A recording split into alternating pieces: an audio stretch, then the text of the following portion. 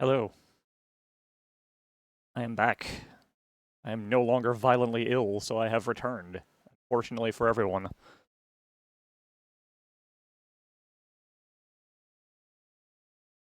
We're back with the blue screen because, I have no original ideas.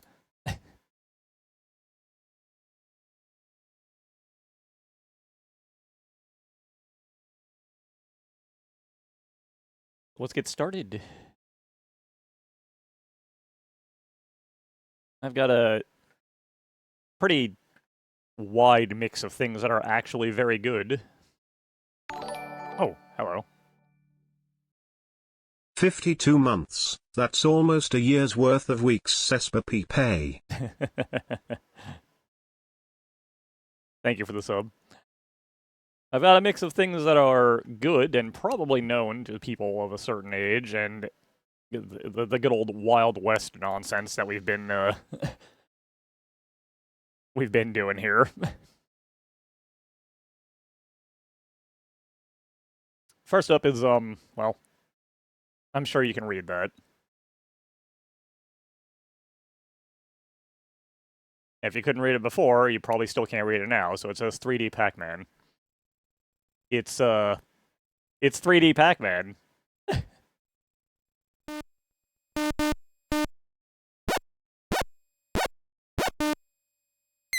And I died. And I died. The ghosts are incredibly... You gotta be shitting me. My reflexes are just no good. You only die if you move through them. Which I guess is probably a concession to the fact that they are impossibly fast. We died. We lost. Top 5 Wild West nonsense streamer on Twitch.tv. I don't think that's true. So, is this good? Is this a good Pac-Man? Spoiler, this might not be the only Pac-Man we see today.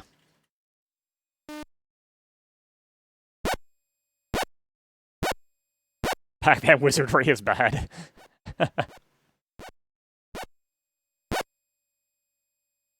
I feel like that's a true statement. Just, like, objectively, I think that's correct. I don't think first-person Pac-Man is particularly good.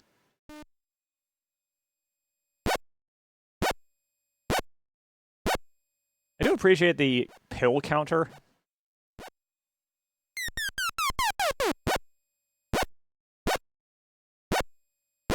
If someone remade this concept, would anyone want to play it?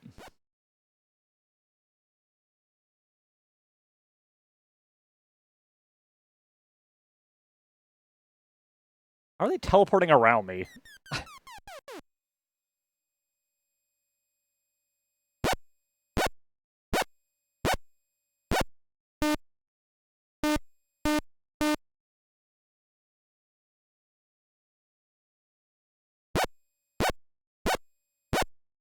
Wrap it in RPG terminology. Level up your Pac-Man.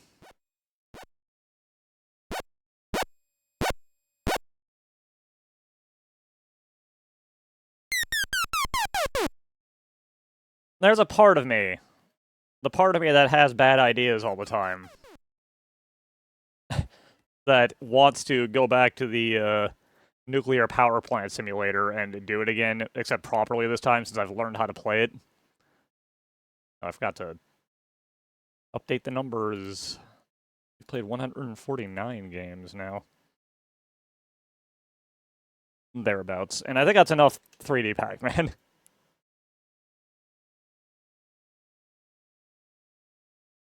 Next up on our list is a classic of this series that will always and forever continue to happen until we someday stop. Oh my god. Thank you for the 10 gifted subs.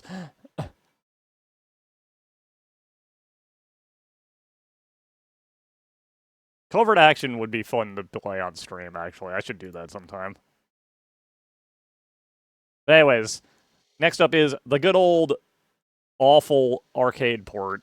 This is a particular stinker too. Well, hi, Cyrockanu, how you doing? And hello, Destroyer, how you doing? We got a disc, so this is gonna load for a while. I really want Firaxis to make a modernized version of Covert Action, but I know they won't. I know deep in my heart it will never happen.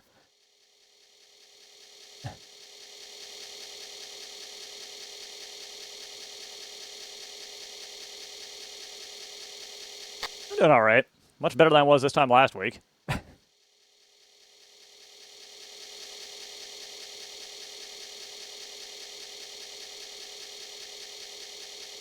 I'm also super hyped because they announced a sequel to Cat and Tsubasa, Rise of New Champions. So I'm going to just be waiting for the eventual actual release date to come out so I can know when I need to sleep until.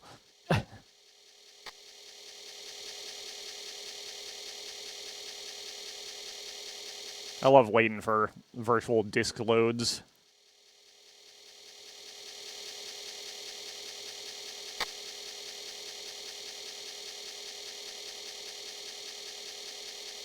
Aw, thank you. I know the feeling of them 80-hour work weeks, so hoo-hoo. Not doing that anymore, but did a lot of those for a while.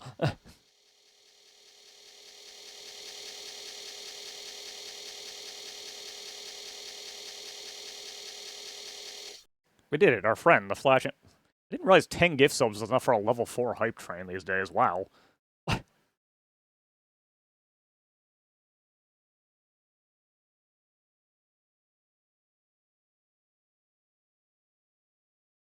I did not get a chance to play the Warlords games, but I always kind of wish I had. I need to see if I can find a copy for myself at some point.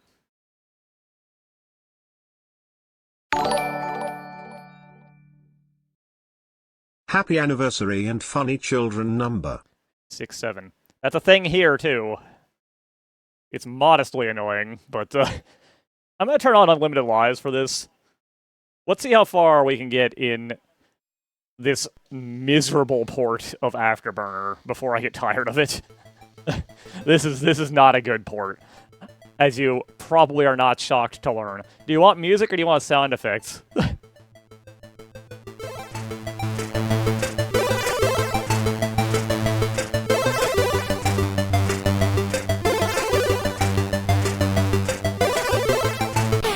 Alright, no music.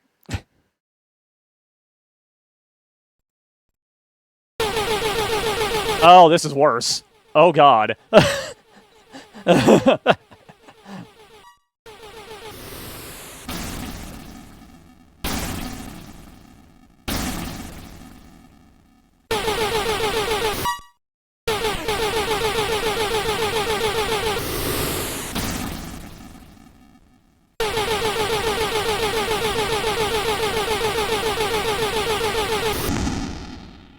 Ow. Well, as you can tell, this is basically arcade perfect.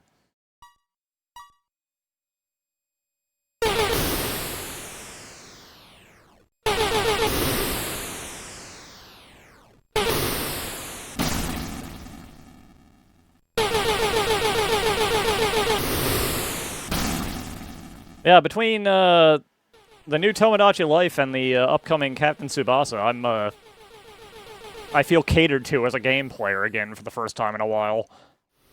Yeah, it works okay. It doesn't feel particularly good. But I've never really liked the feel of Afterburner in the first place, so that might just be me.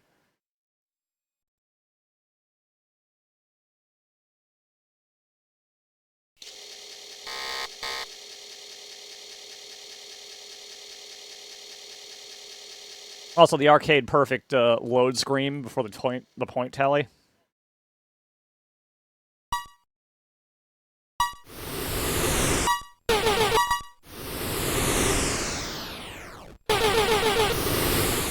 Oh, I got a hype chest. Neat. I got infinite lives. I'll open it while it's going. I got that.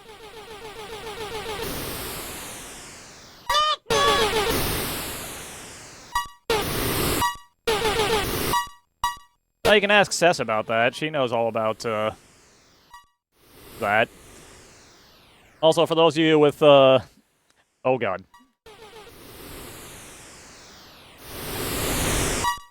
More points than you know what to do with. You can waste a whole bunch of them to get me to play a game eventually. I'm waiting to build up a list of them to try out.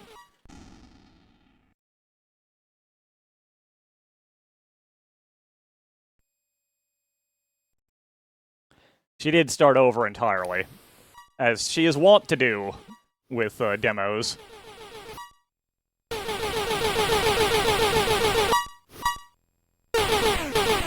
Came out yesterday, I want to say, officially.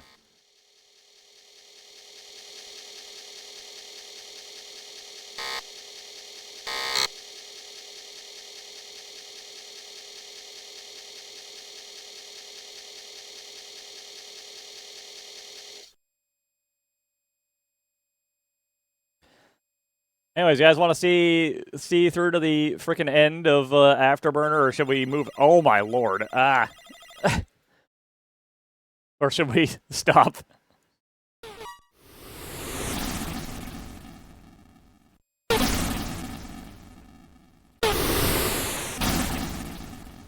I do have a couple of actual good games buried in the list this time for, you know, change of pace. Only being able to lock onto one thing at a time is weird, honestly.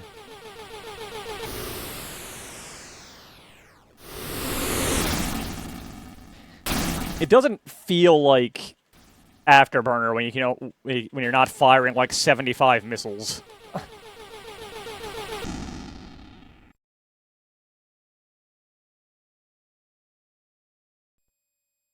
I don't like Kiefer's dumb face, but he always kind of looked like that. I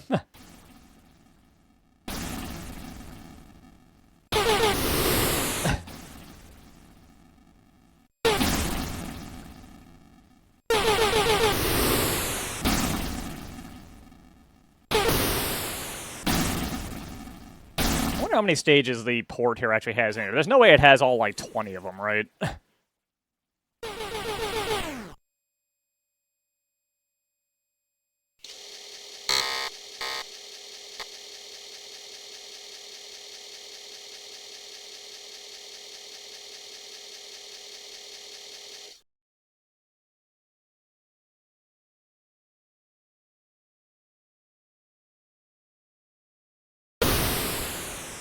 I'm also mixed on the Goemon collection.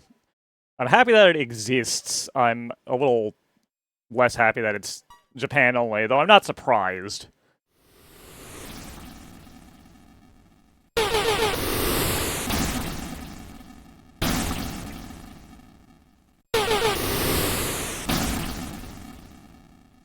Anyways, I'm going to show this to the kids and tell them that it's War Thunder. I don't know if War Thunder is a game that the kids play. I'm pretty sure it's not. But...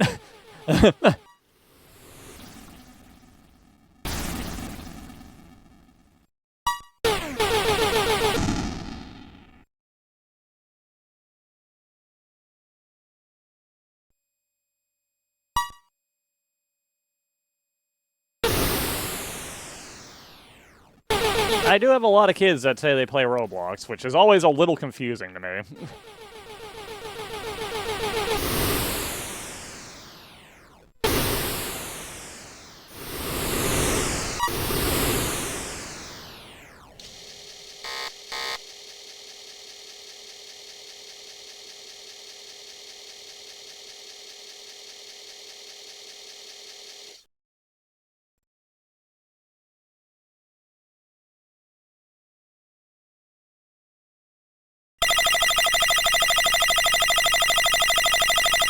I'm honestly a little surprised they kept the landing scene in.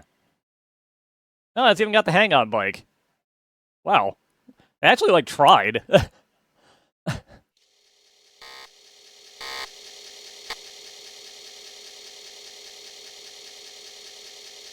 Not good, but the change I made to the Discord timer worked.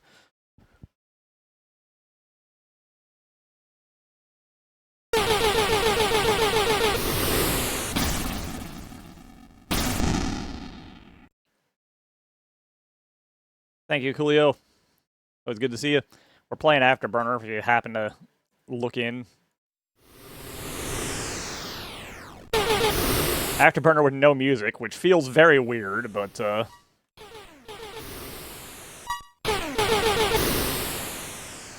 think it only has the one song, which is not very well done.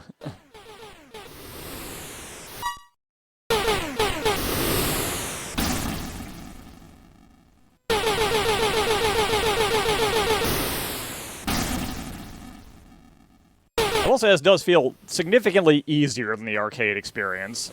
Only partially because I've cheated myself extra lives. I feel like I'm dying significantly less than I usually do.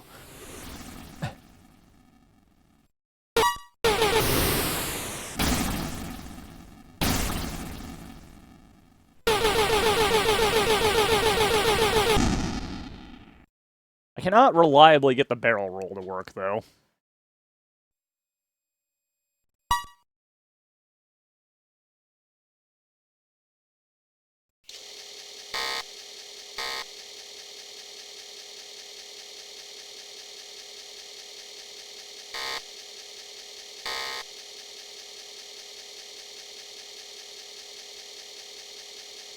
Quick, somebody look up how many stages the original Afterburner had.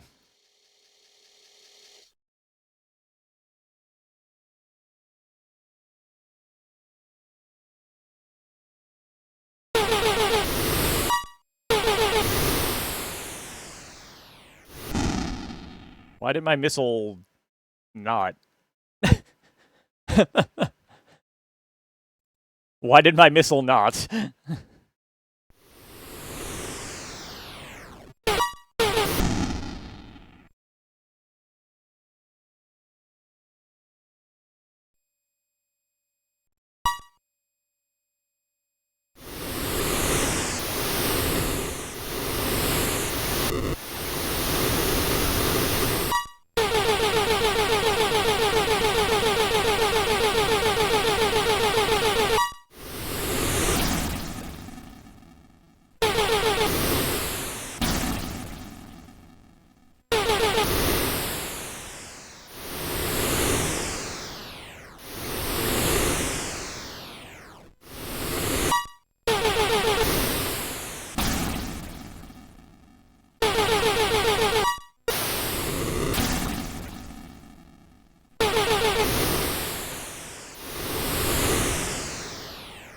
Alright, that's stage 8 down.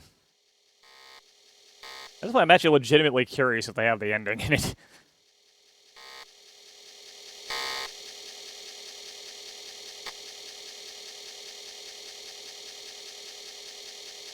Ball X Pit, no. Vampire Survivors, I have a lot of time in.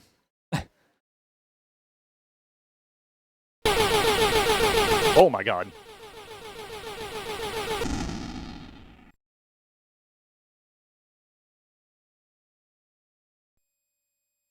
I'm a little surprised that this stage is in this port, honestly. Also that it kinda works.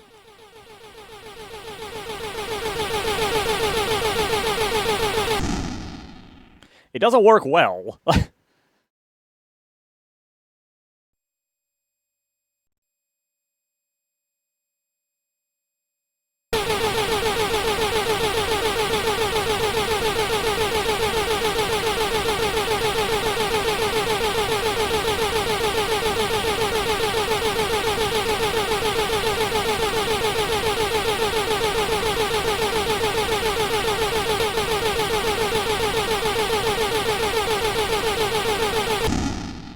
It doesn't work well at all, but it kinda works.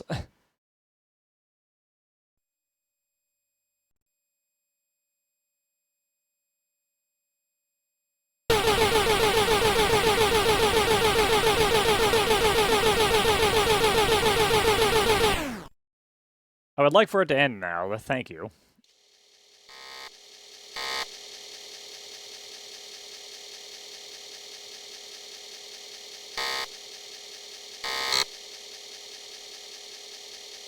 I still can't believe Heads Will Roll has gone on to the longest possible non-DLC path on me.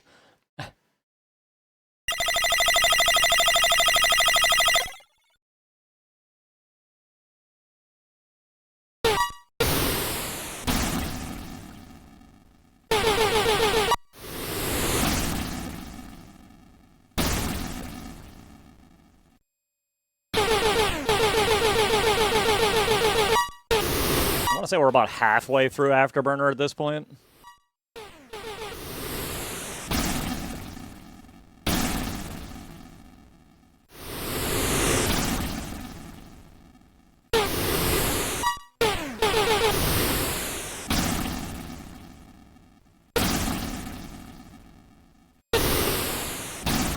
I always say these streams aren't meant to finish games. Every now and then I kind of want to.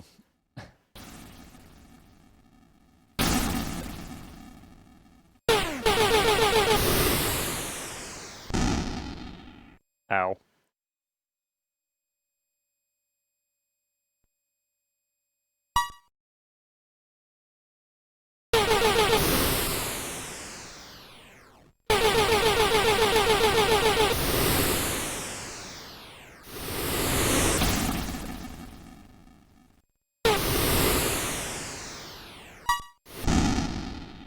Wow, I got hit by like 4 missiles all at once there.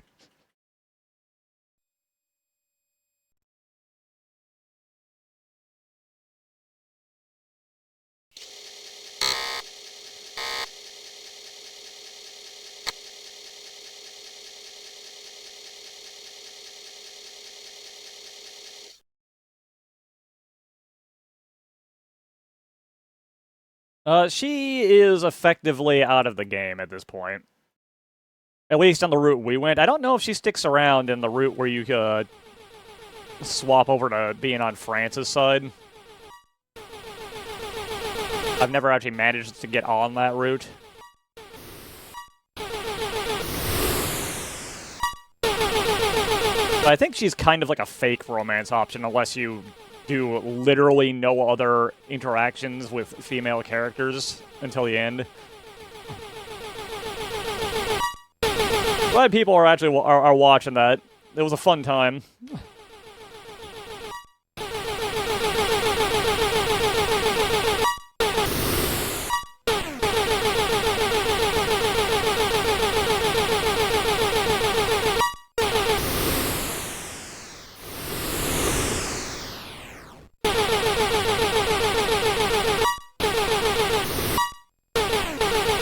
As it is at this point in our run, I think, assuming I actually survive the run, which is definitely up in the air at this point, we'll end up with Ava, probably.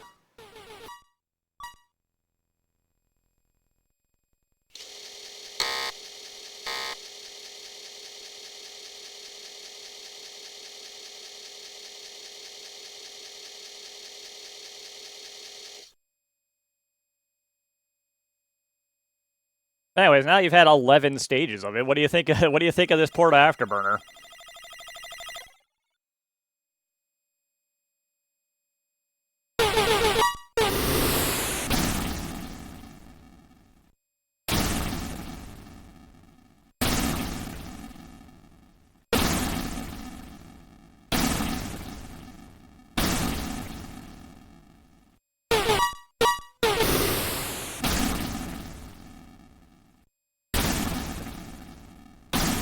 Yeah, they like put effort into making this. You can tell. The system limitations were not friendly to it, but there is not really anything you can do about that.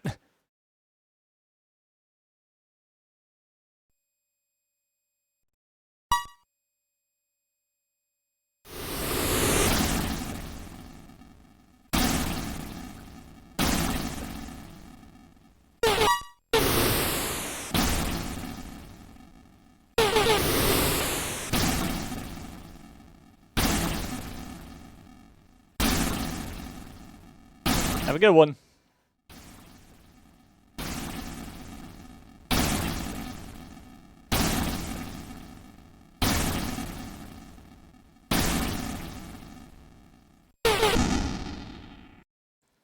Wow, I exploded violently. Amazing.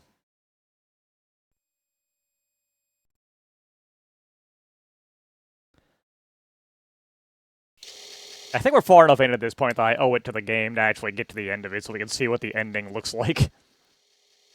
Whack.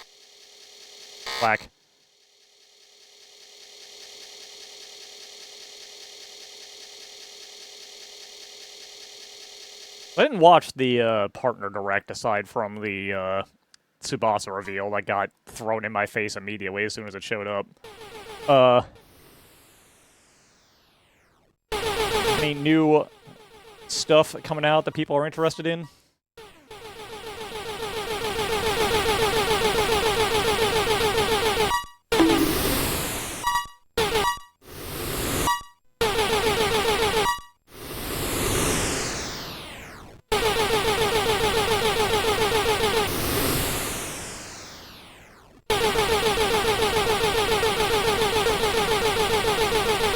I don't know anything about Paranorma Site. I don't think.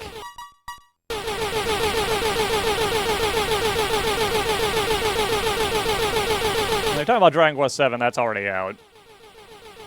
We've seen some things here that heavily imply they're working on 4, 5, and 6 remasters too. That awful IVI logo that I hate.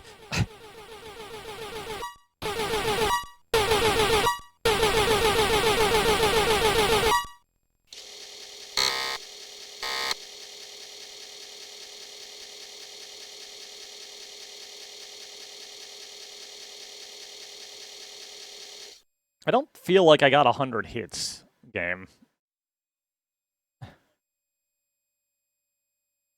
Alright, here's the second landing. Which, if I recall right, should have the outrun car when we go to take off.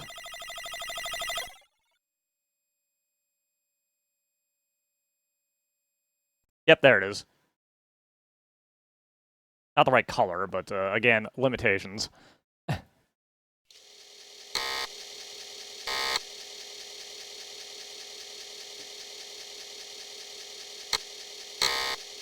I've really been big on visual novels. I've played a few that I liked. I could not begin to tell you the names, unless you want to count Heads Will Roll as one.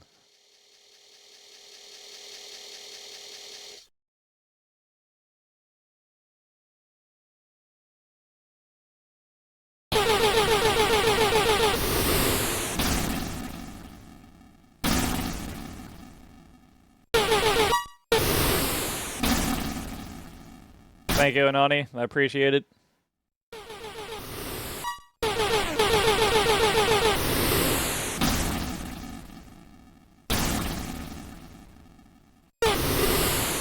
This is Ace Attorney now. Nick is flying this jet.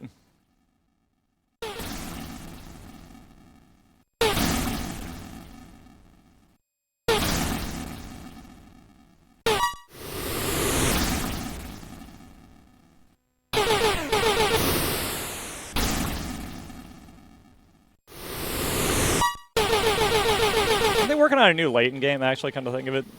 Is that ever actually coming out? Have they announced anything else about that?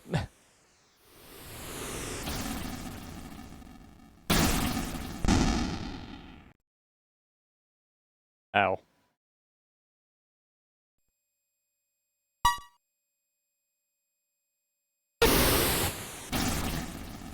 We're working on a new Ace Attorney game, trust us.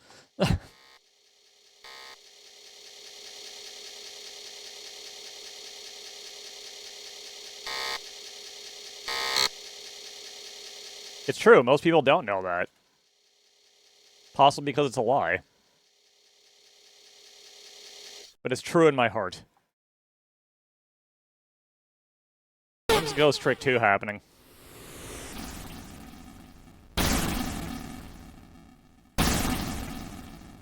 I had a student this year. We're in the what do you want to be section of our textbooks. But specifically, said they wanted to be a programmer at Capcom.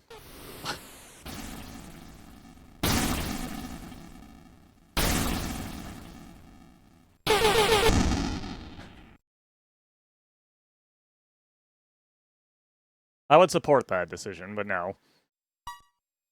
And another one for you specifically, Cess. I had a kid say they wanted to become a Splatoon 3 developer specifically to make one of the weapons viable.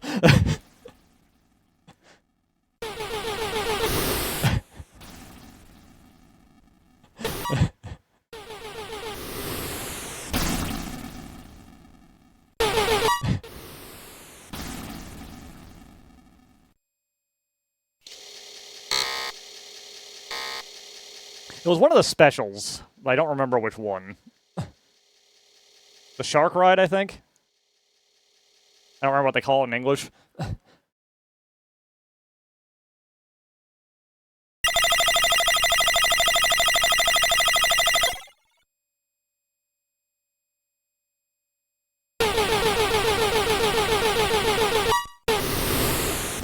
I'll accept Reef Slider.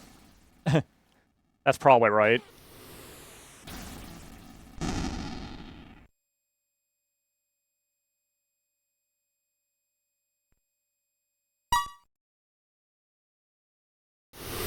I was like, yeah, we need more people that are like, I want to make things that don't work very well work, as opposed to I want to make everything that does work not work.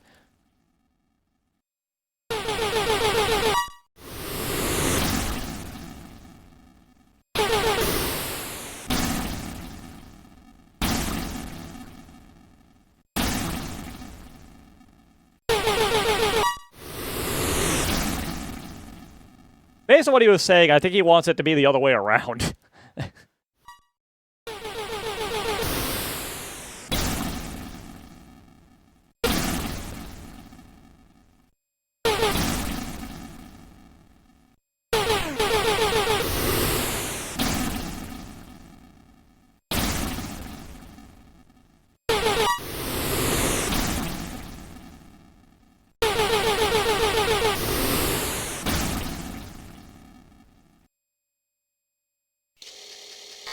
Alright, we gotta be getting close at this point.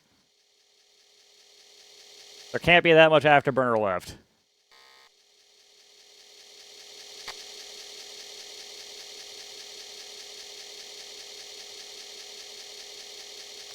That looked a little glitched out. Is another...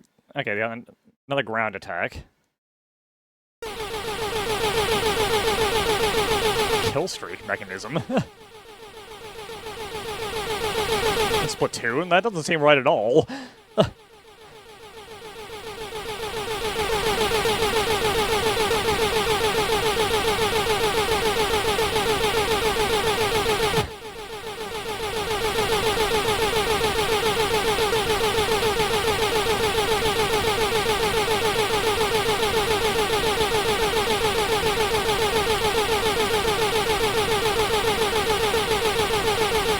I recall there were 2 of these ground attack stages. There were 2 landings. I think we only have like 2 or 3 stages left, maybe? Then we can finally get on to the B game of the day.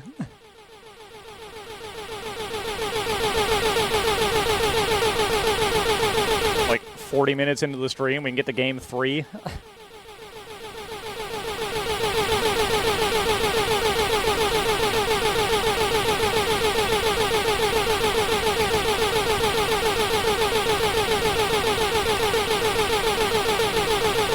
Yeah, unfortunately for us, people like the hyper-competitive crap, which is why Breakers is less fun now.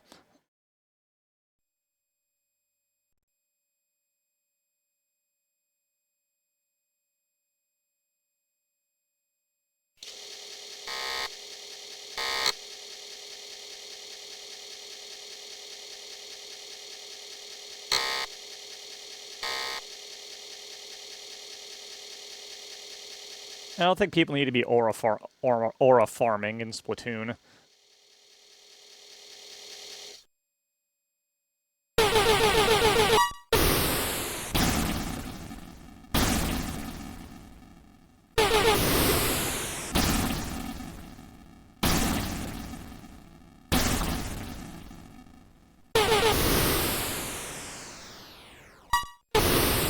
Feels like focusing on the actual shooting of other players is kind of missing the original point of Splatoon.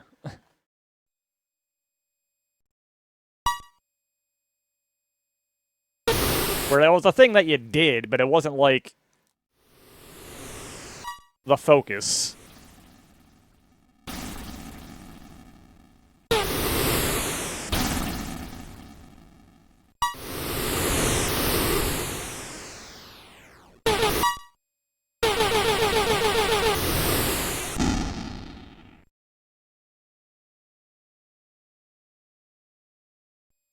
Oh my god, I'm like out of missiles.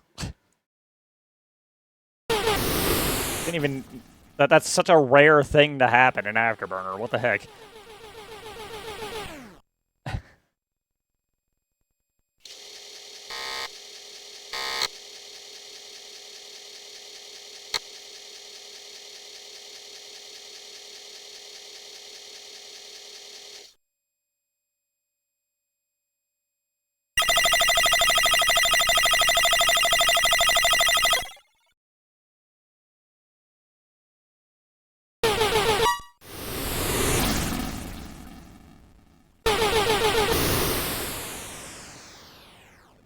It really is, isn't it?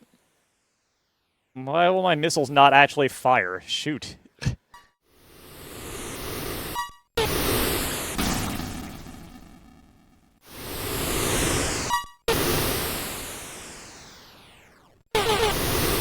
Oddly enough, they will not fire if it locks onto the one on the far right there.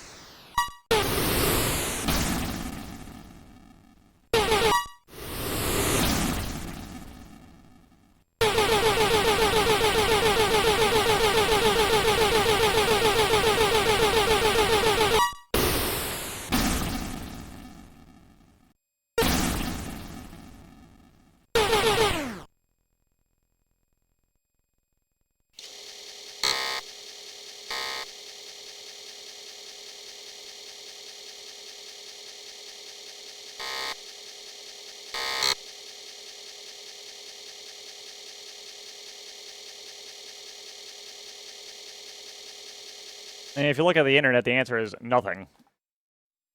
Because they didn't announce a 3D Mario game in the partner direct or whatever.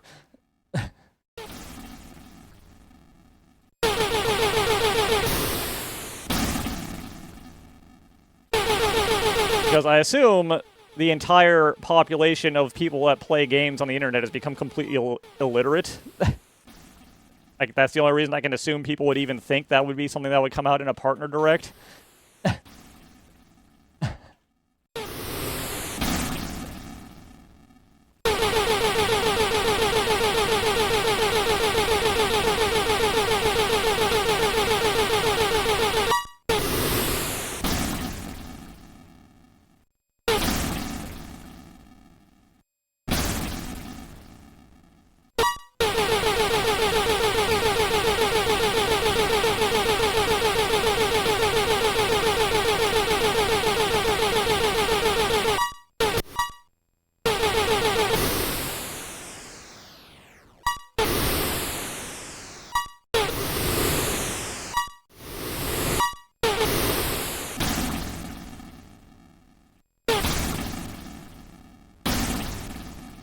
I'm pretty sure this is more Afterburner than I've played in my entire life.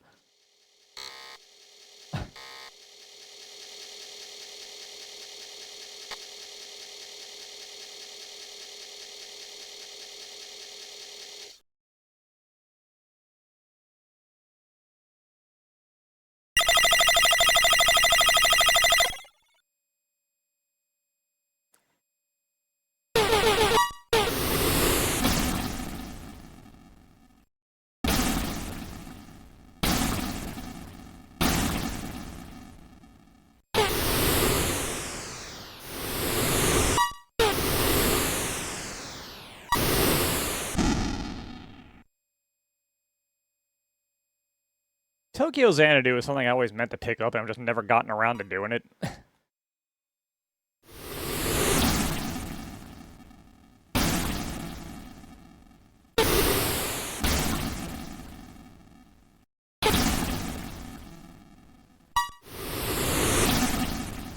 price has never been something agreeable to me, unfortunately. I keep looking at Civ 7 every now and then, and it's like, it's on sale for 40% off and still somehow costs 6,000 yen.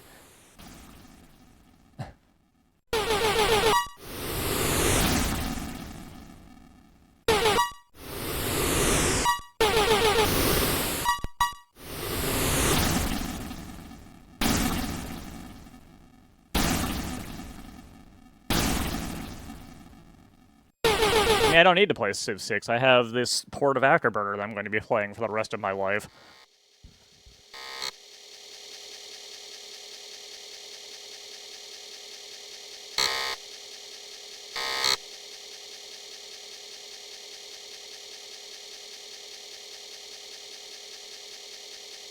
Yeah, I saw that, and I was like, why did you guys ape, like, the worst mechanic out of, humankind?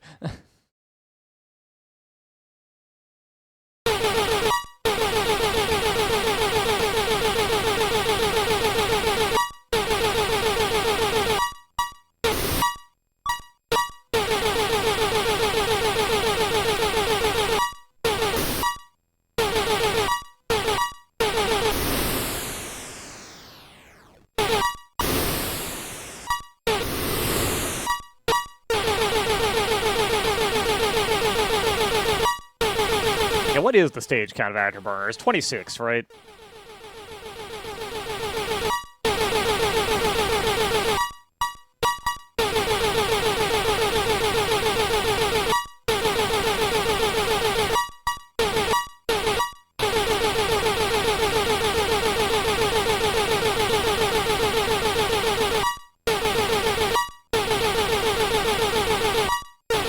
I would dodge this missile with the barrel roll if I could actually make it happen on command. There we go.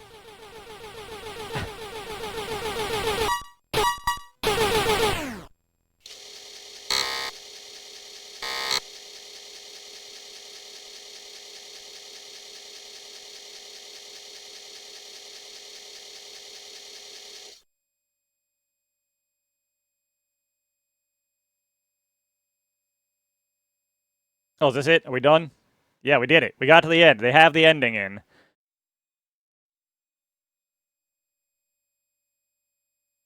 That was not a particularly convincing landing, but I'll take it.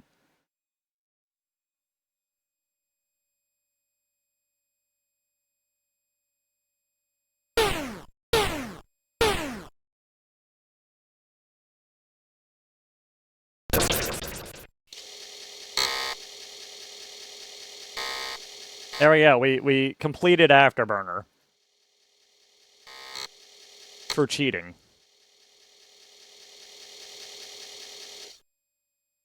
Wow, what a cool prize that is.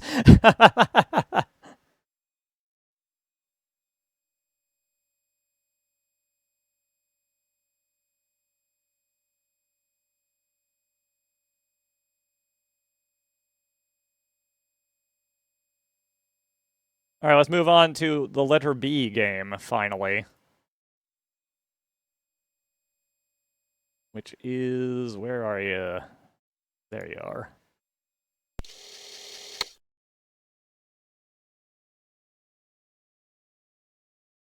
And now Bafterburner.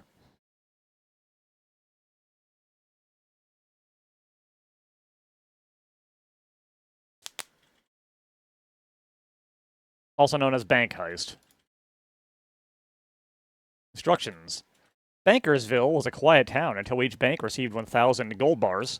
This made them very popular with crooks. Robbers are stealing gold from the banks. They will pop up in the windows to see if the coast is clear. When they have taken all they can carry, they will take it down to one of their 2 trucks, which are parked out in front. Use the joystick in port 1, swap joystick. Move the crosshair of your gun and press space to go on. The fire button to kaboom them suckers. In the bank or in the trucks. To shoot a robber while he's at one of the trucks, it is worth 2 hits. After a while, when you have hit several robbers, they will get panicky, turn red, and move much faster. If you save one bank, you can go on to save more, or quit, if you're sick and tired of this mess. Hello, Blazing Glaceon, how you doing?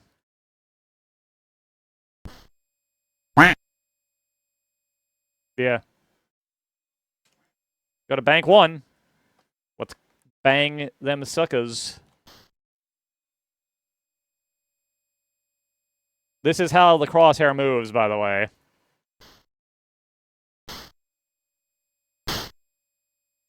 There's not really a point in trying to get down to the trucks, because you won't make it.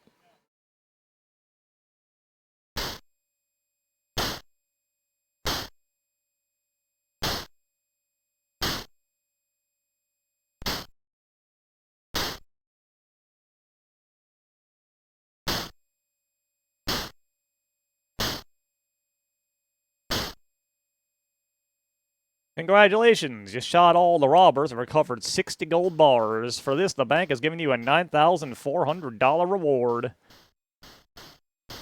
Another gold robbery at bank number 2. There are 17 robbers to catch at bank number 2.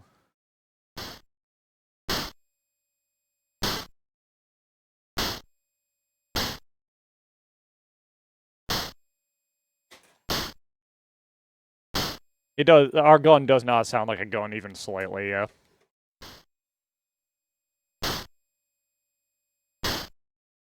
Oh my god.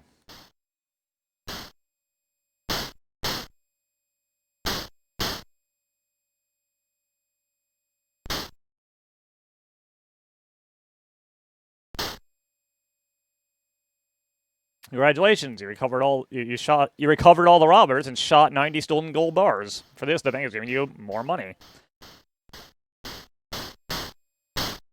Yeah, let's try one more. There are 19 robbers to catch at bank 3.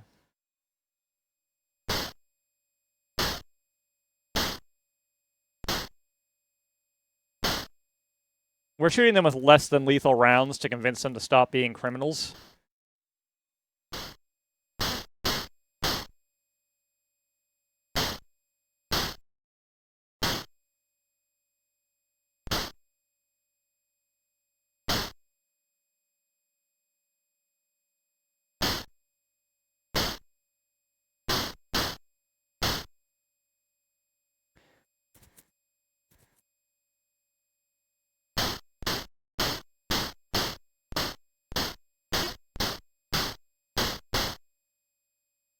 "21 robbers to catch." We've shot so many people. Oh, they immediately turned red now.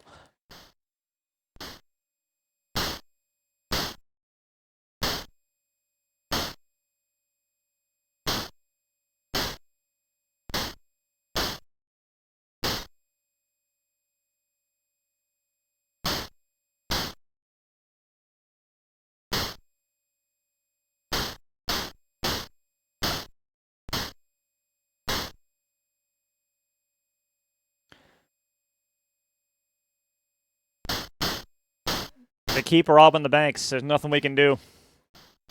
No matter what we do. Do we see what the game over is? Should we just let them get the money? I'm just gonna sit right here, and if they pop up under my cursor, I'll shoot them.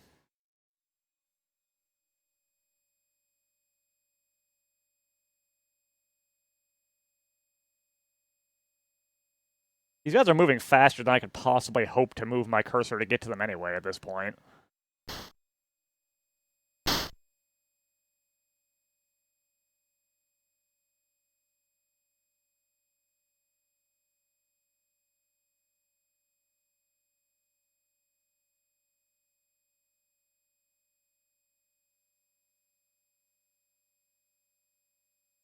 Man, it takes a while for him to steal 1,000 bars of gold, doesn't it?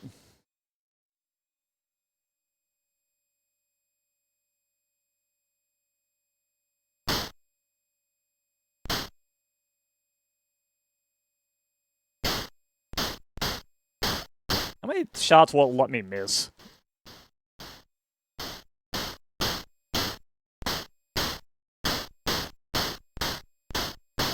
Does it care if I just keep firing into this window wildly?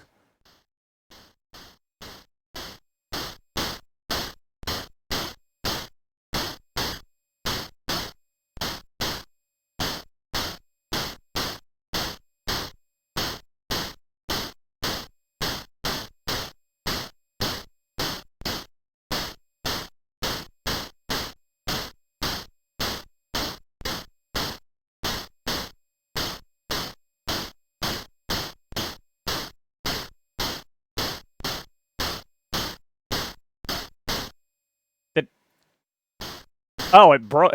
Going to 3 digits completely wildly busted the counter. Amazing.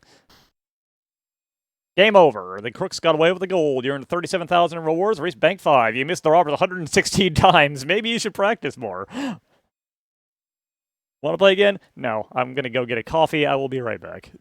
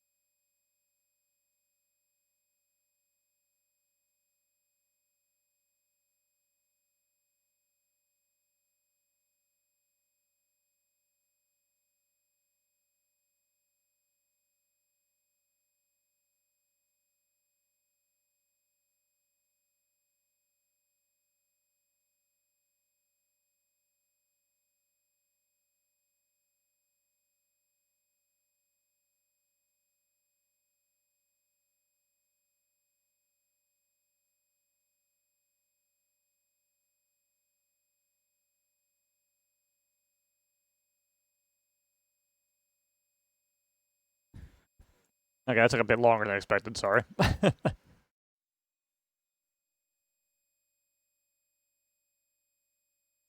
Next up is not coffee, but... there it is.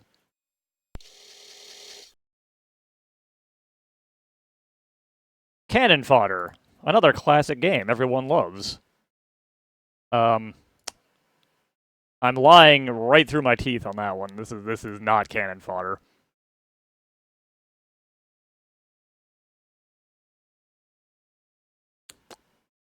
Ah, scalding. Delicious. I, Frank Basking, present Cannon Fodder. Guide your 3 men through 4 levels of army shootouts. Have fun, 1 player only. Here it is, as you remember it. Cannon Fodder.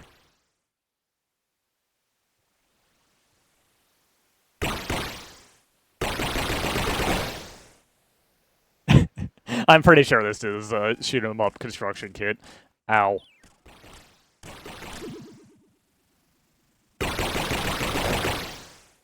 Rip.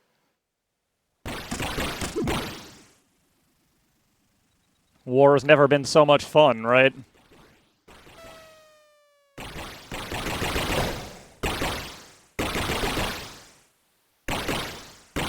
Cannon Fodder gets it, like, impossibly difficult. You have to, like, know exactly what and when to do.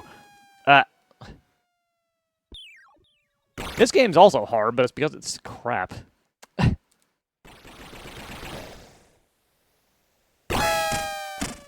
My man spawned on top of me.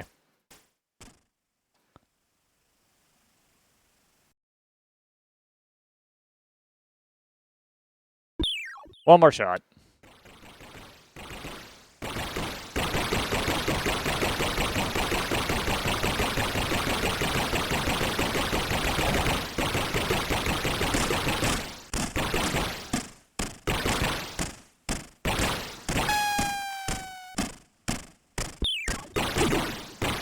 Oh yeah, that would make it significantly worse.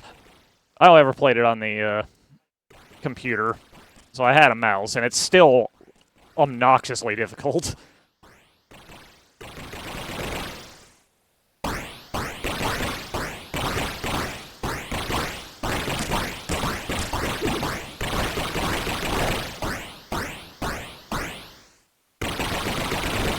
Anyways, there's no way we're going to clear even 1 level of this, so, stop that.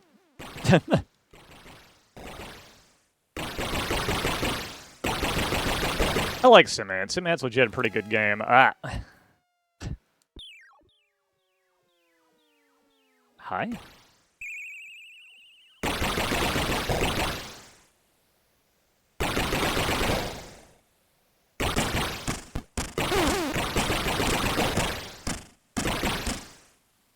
Ness. C64. Amazing.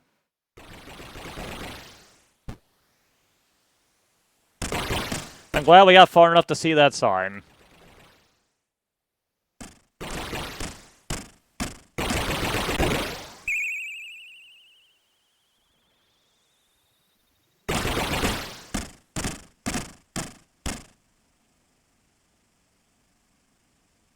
Oh my god, we did it. We finished a level.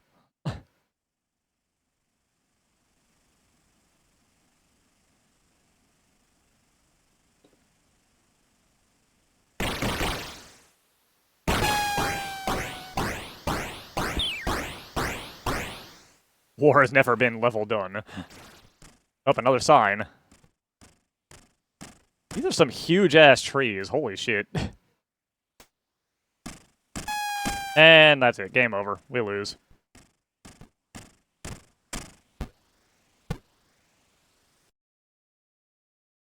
Anyways, I'm pretty sure it's more of that game that has ever been played on the internet before, so,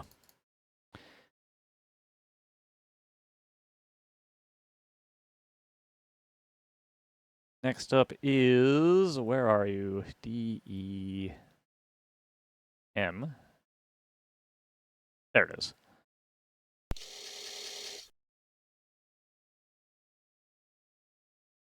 Demolition Derby.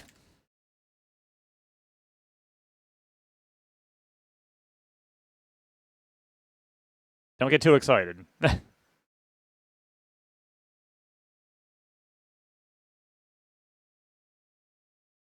It's Tron Cycles. It's Tron Cycles and the AI is incompetent.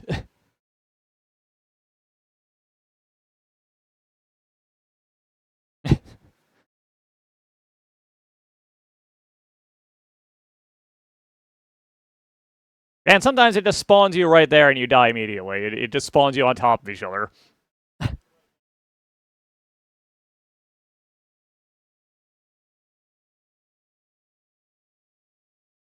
Now, Anani, don't lie. Nobody bought C64 software. Retail.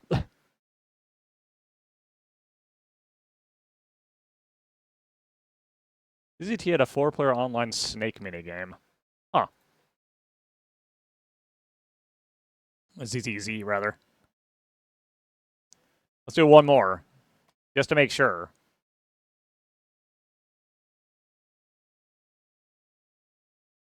That is bad.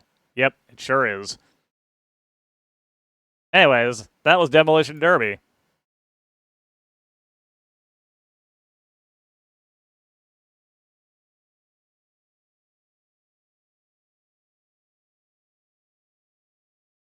Next up is this. Asterisk, my favorite.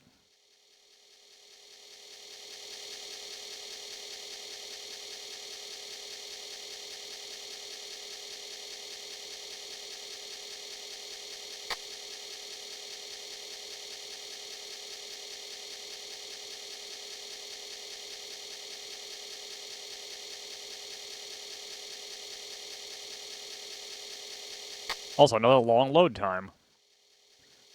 The computer says that we have a small rain happening.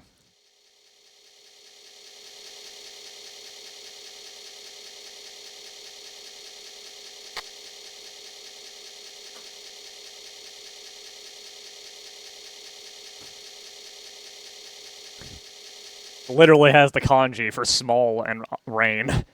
So...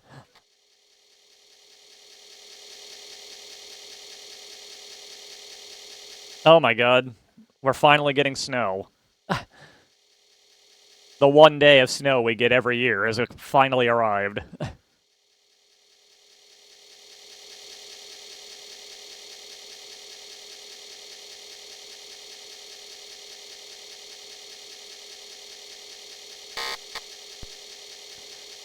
Americomp presents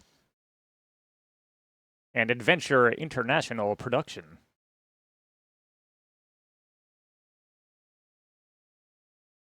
Written by Daniel Lindsay and someone else, Constantine something. Eliminator.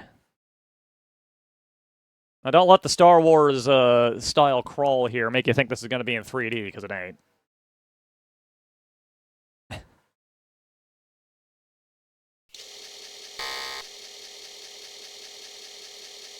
This is, in fact, kind of a Defender clone.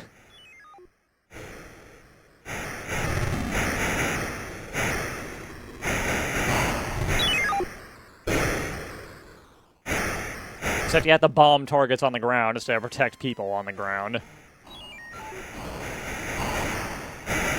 These little flashy things spawn new enemies, and the way to finish the level is to get rid of all of them.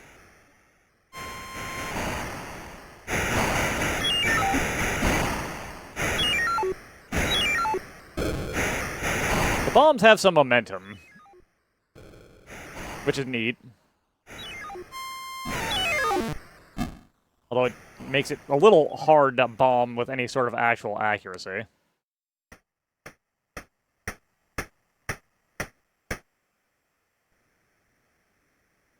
Prepare for level 2. Incubators require 1 hit. Ah. It crashed.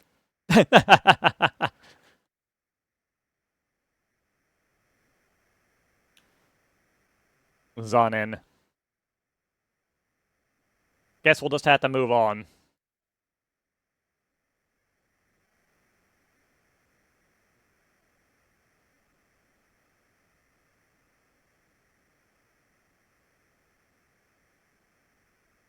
Which is good, because this next game, even if I don't get anywhere and it is going to take forever to do anything in, you'll see why.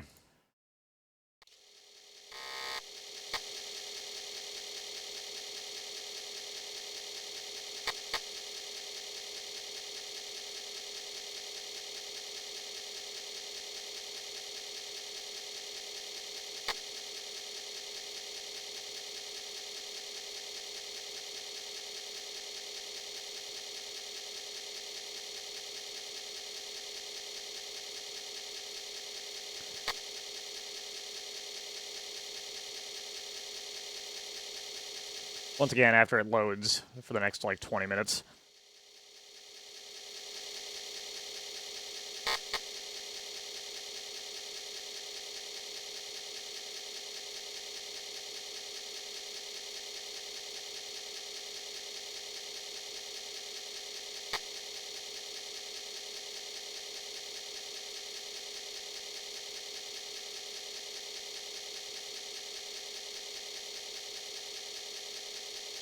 The fall of Rome. In this game, you command the Roman Empire in its struggle for survival against the barbarian tribes of the north. You must also battle with the empires of the east, as they will try to take advantage of your troubles. The fate of Roman civilization is in your hands. Hello, Andrian. There are 12 turns each turn, representing a 5-year period. Each turn is divided into 3 phases of play: the income and expenditure phase, the movement phase, and the combat phase. In each phase, the player will be given various actions to perform in all Roman provinces, one province at a time. These actions will vary according to the phase and the situation in the province. When asked for a name of a province, or foe, you only need to input the first 3 characters and press return. In the movement phase, forces can be moved between provinces. In the combat phase, you can attack any one enemy in each province. In the income phase, you receive an income from each province. The income is reduced by the presence of enemy tribes and armies in the province. The income can be used to build forces, move to other provinces, or saved. You have several different types of forces available in this game. Mobile legions are your main force. You can only raise 1 per province per turn. They cost 5 to raise and 3 to maintain. Static legions are created by converting mobile legions. They cost 2 to convert and 1 per turn to maintain. They cannot be moved from where they are created. Auxiliaries cost 3 to raise. 1 can be raised for every 2 mobile legions in a province. They are disbanded at the end of each turn. Cavalry cost 4 to raise. 1 can be raised for every 3 mobile legions in a province. They are disbanded at the end of the turn, but have double attack strength. You want to see instructions again? Nah. Hints on strategy. The Romans found it almost impossible to protect the provinces of the west from barbarian incursions. However, they found that subsequent waves of barbarians were held up by those that came before them. This is reflected in the game.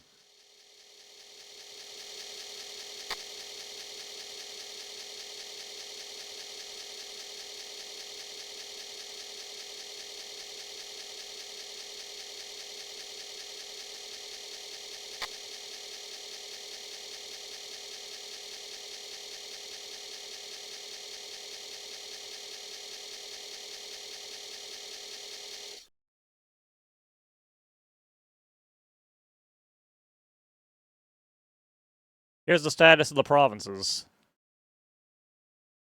Got all that?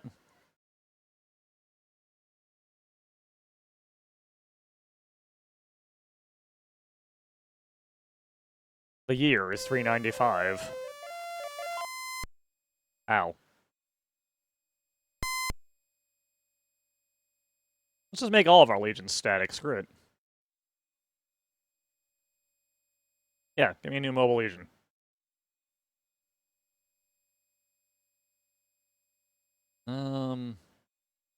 I will not move my money. We don't know the situation yet. Hey, England is a little self-conscious about its appearance. Don't do that.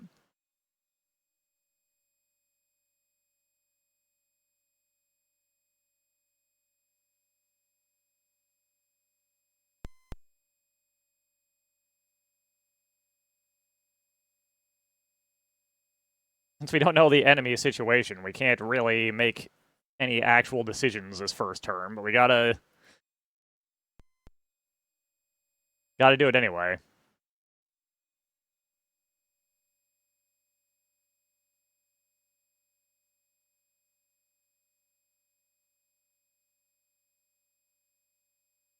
Anyways, this is why it takes so long. You have to do this for every single province. One at a time.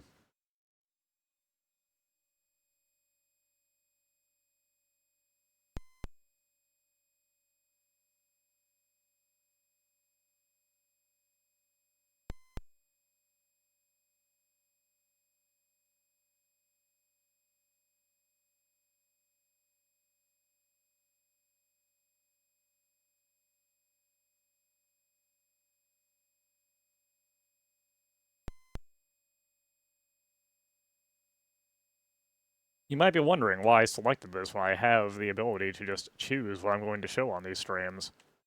The answer to that is I'm stupid as hell.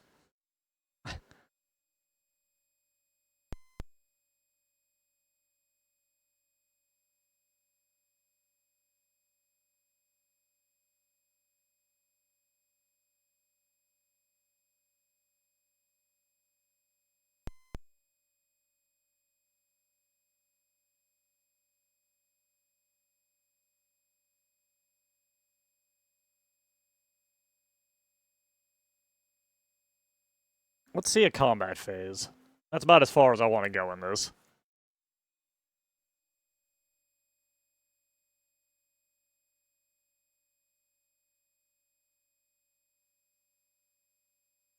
Europa Universalis minus 25.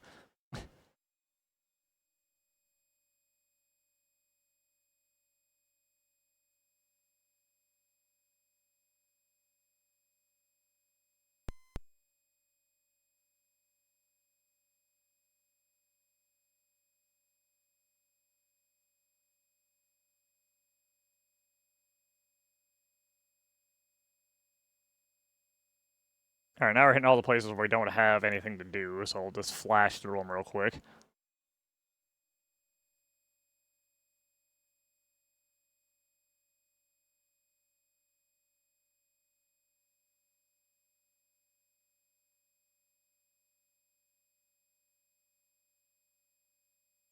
I guess presumably we could have moved our legions around into those zones if we wanted to.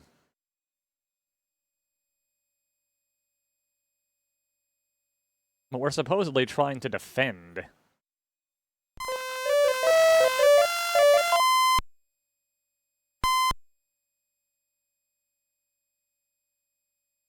We're gonna defend. We're not gonna move anybody around. We're gonna just wait.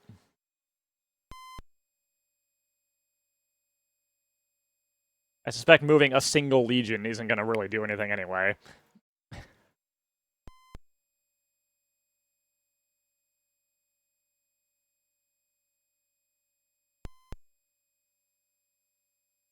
I mean, the game is called The Fall of Rome. We need to lose, right?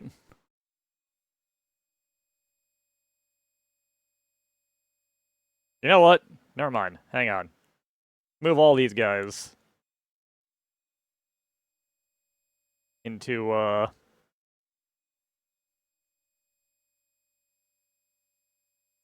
Tanzania.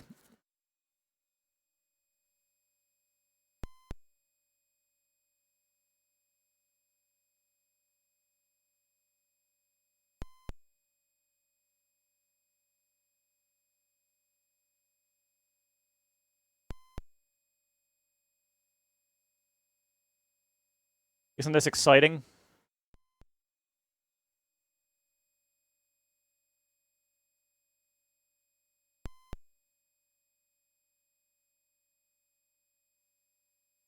This seems like a game that would actually be kind of fun as an actual, like, tabletop board game.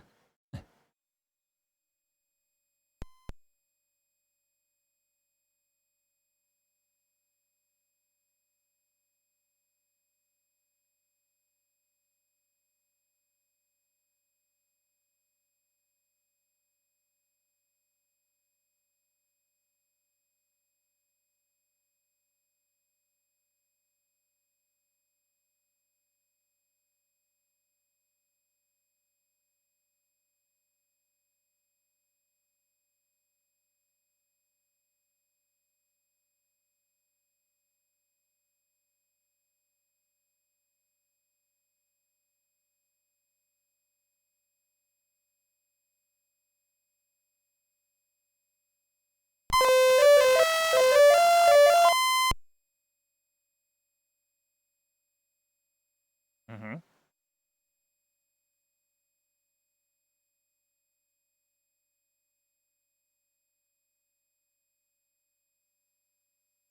Alright, there are no enemies in Italia. Oh my god.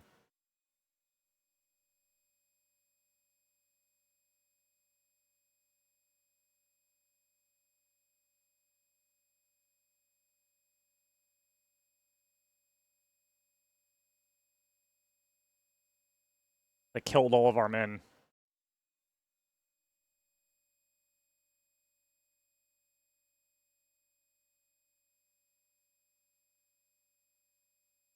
Yeah, take that, Armeni.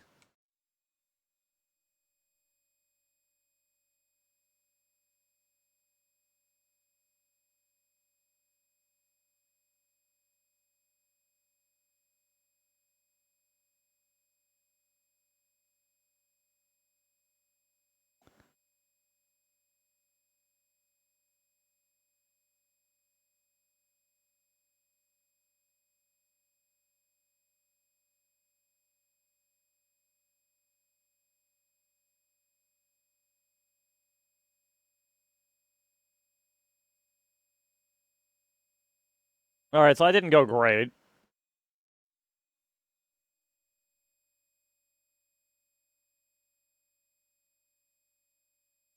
We survived a year, though.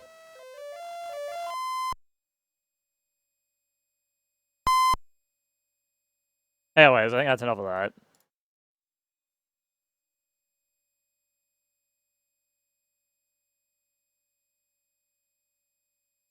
Next up is... You can do it. There we go. Something... a little bizarre that even exists.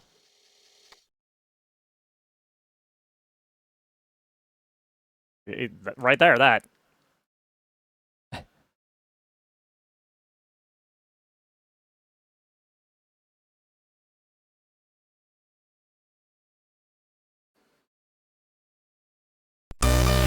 Here it is.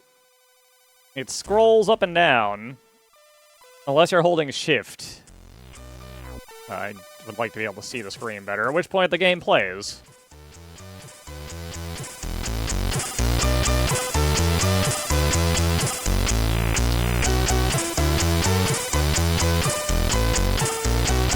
And yeah, it's Tetris.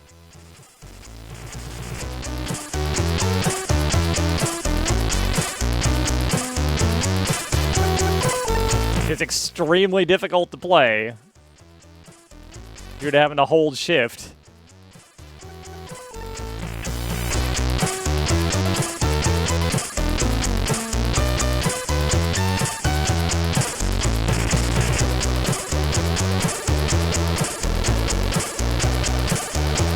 To be fair, that's a problem of a modern keyboard, because we don't have a shift lock on here. That was a toggle on the C64 keyboard.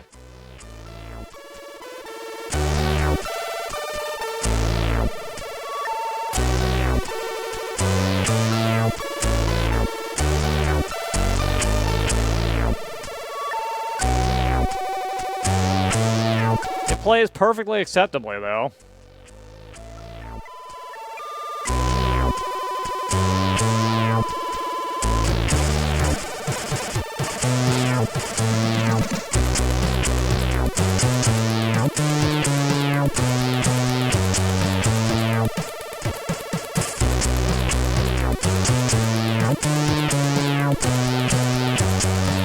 That's for challenge. Tetris isn't hard.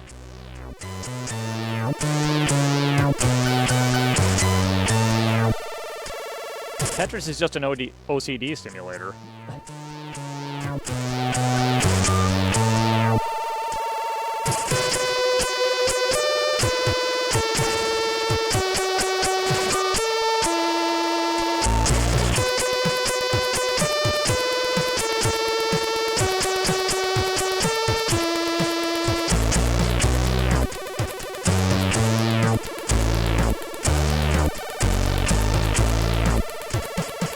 The way I have to hold my arm to play the game while holding shift is actually starting to give me a cramp.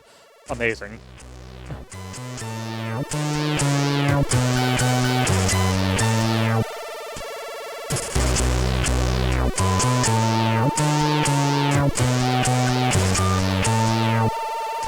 Ugh. Yeah, if you let go, the game pauses until you hit the button again. That's neat.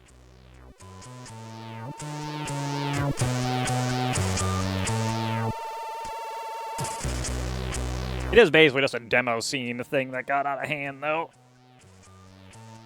Ugh.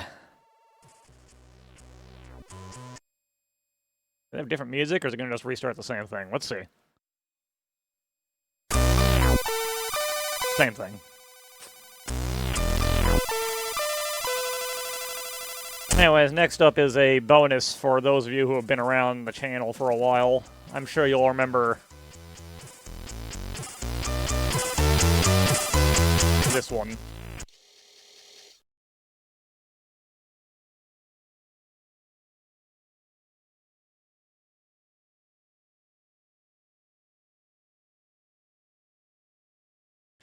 Port a hard driving.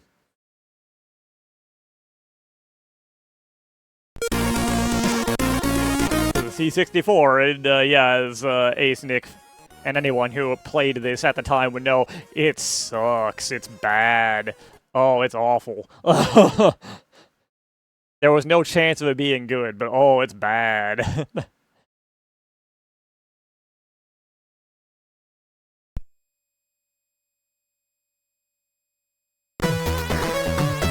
This right here, this is the best part of the whole thing.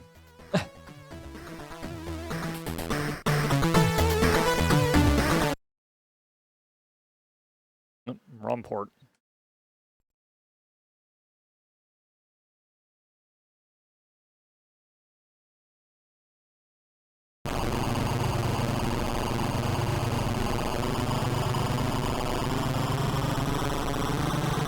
This game wishes it was Road Avenger.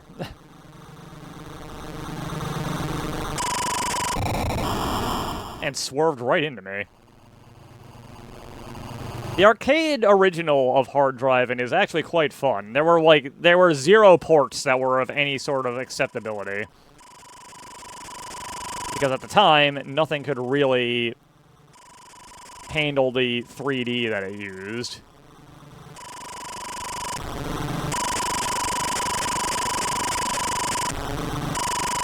The SNES port is, kind of okay, I recall. It's like 2 frames a day, but...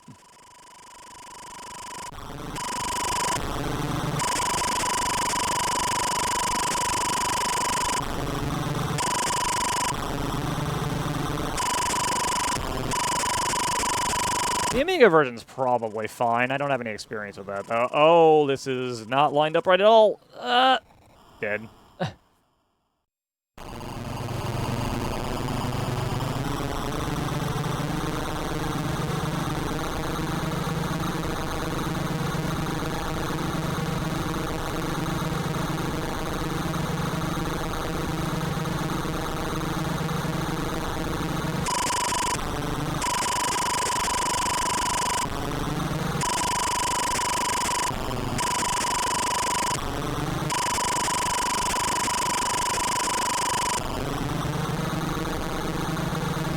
Part of what makes this port so hard is that the game simulates the steering wheel staying where you left it, but it doesn't have a great visual notification of that. See this thing right here? This is it.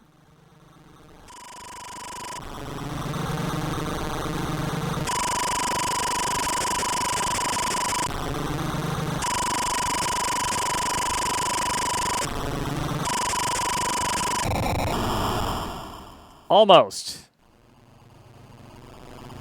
Almost made it through that loop.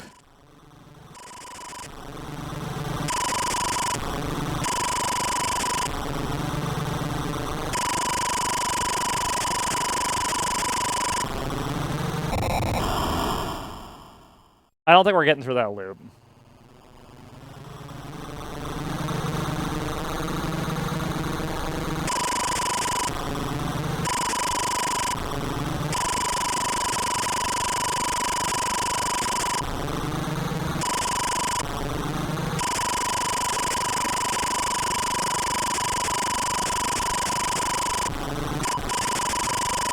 Ah, we did it.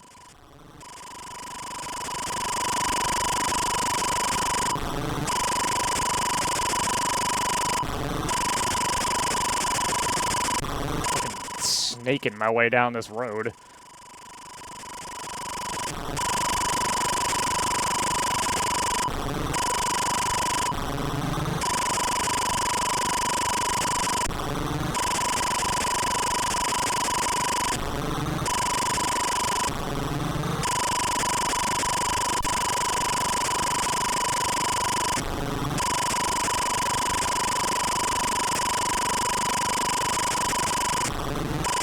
We actually completed a lap.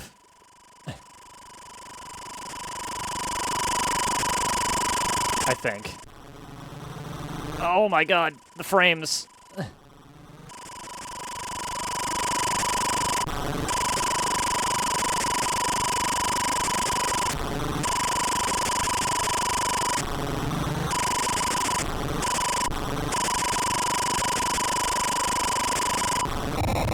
Okay. I think that's enough hard driving.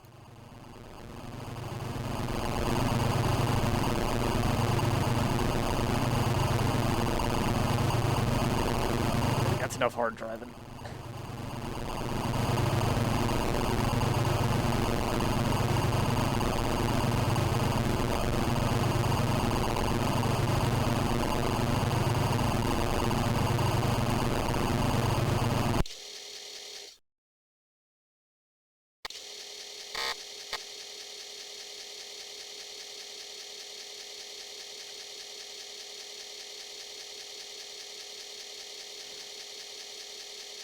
And as a reward for sitting through hard driving, it's time for something that's actually good.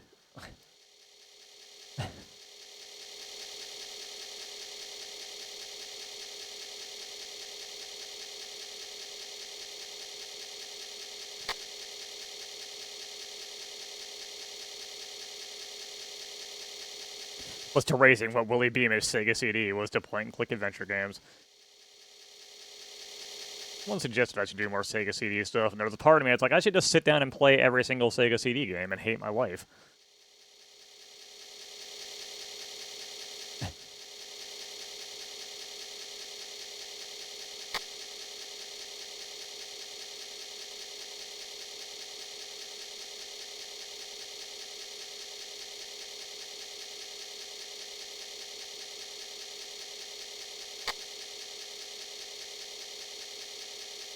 Sewer Shark is such a weird thing.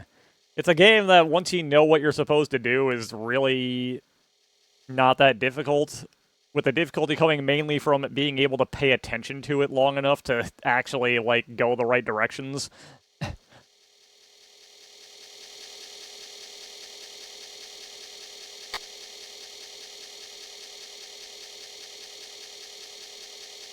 Also, near the end, frickin' enemies that insta-kill you if you don't shoot them within the 0.2 seconds you have before they hit you.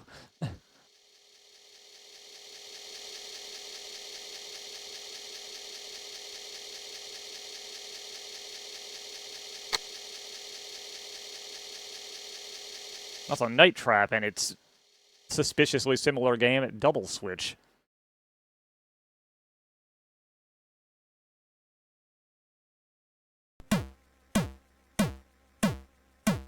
First, we got a crack throw, because, of course we do.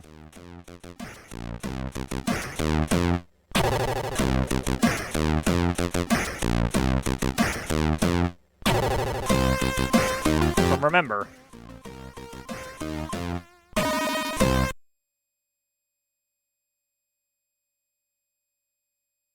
IK Plus, International Karate Plus, probably one of the best remembered games on the system.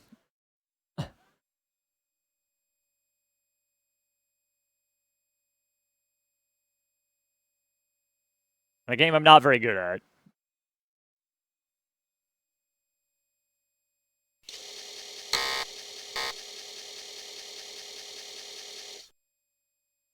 No, I don't want to reset the high scores, thank you.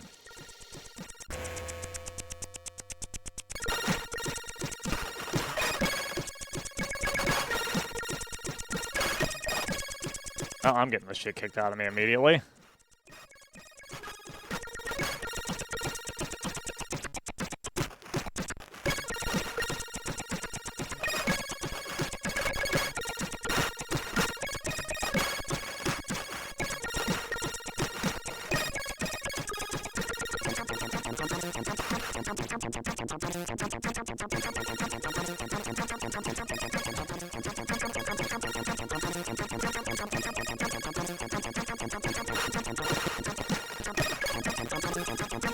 Well, when you get got, you get got. What can I say? But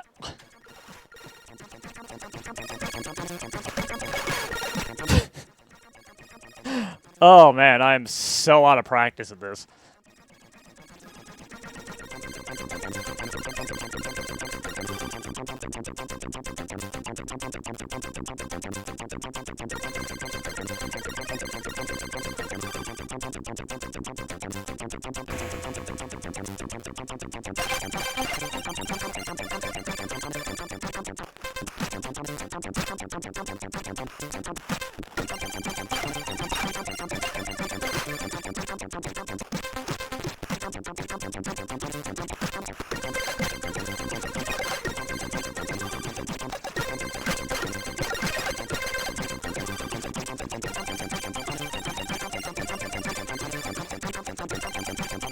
Okay.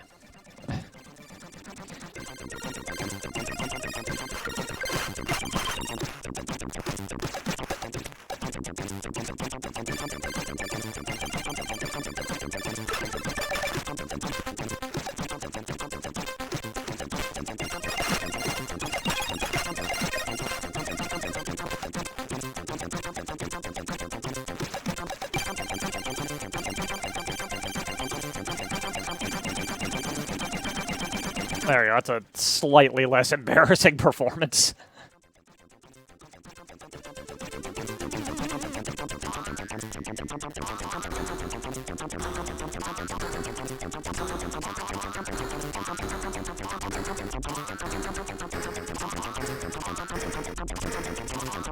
Ugh.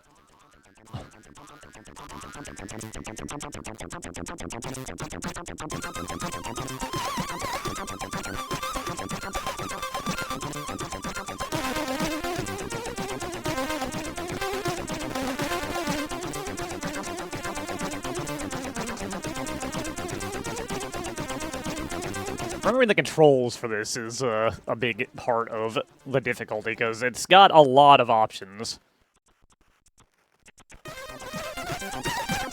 Depending on if you're holding the button or not when you push a direction.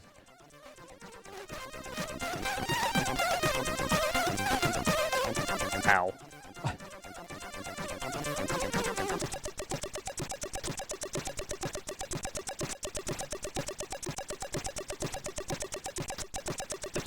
I made it up the yellow belt.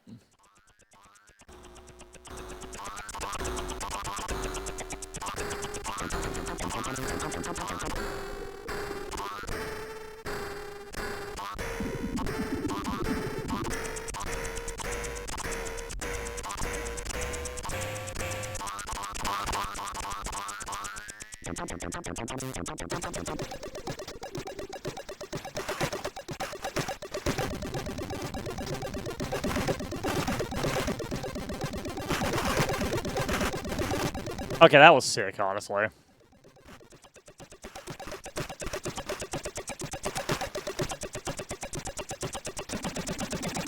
He deserved that. He deserved that win.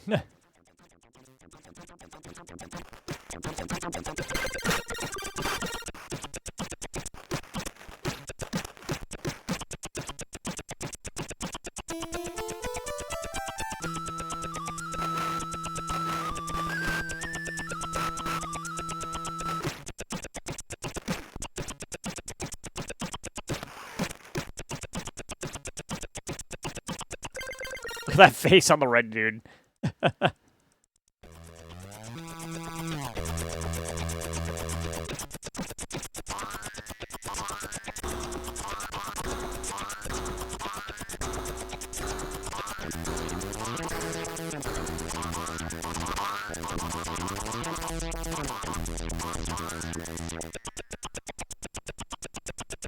Green belt.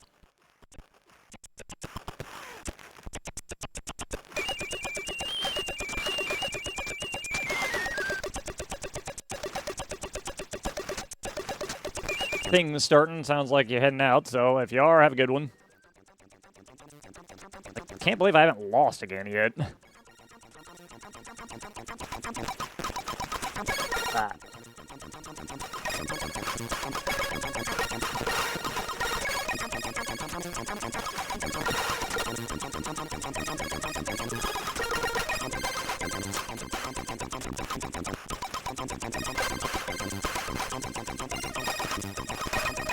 Okay, now we've lost.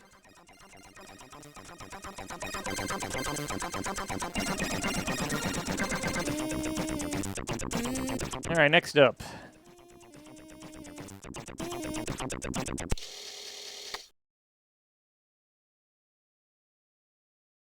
Is Joust. Don't get excited, it's not the Joust that you think you know. I'll be right back.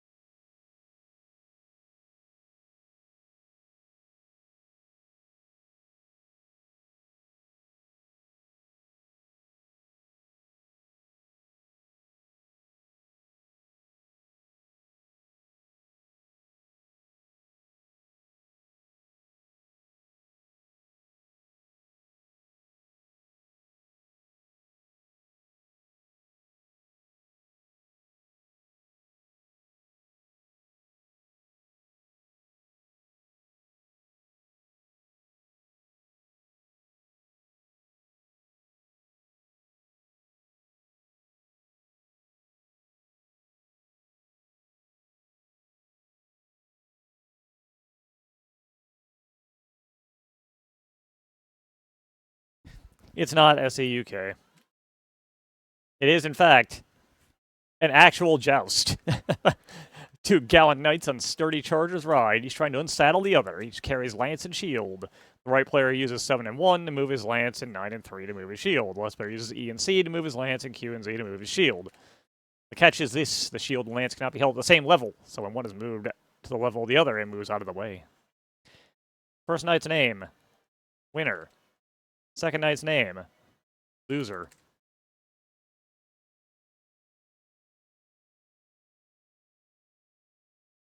Oh, they put it in a way where we don't even have to do anything.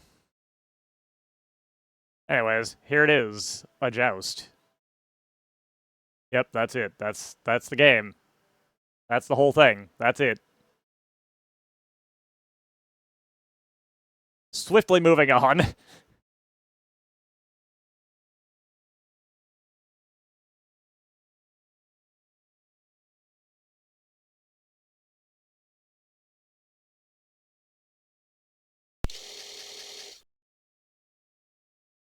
It's time for Kentucky Racing.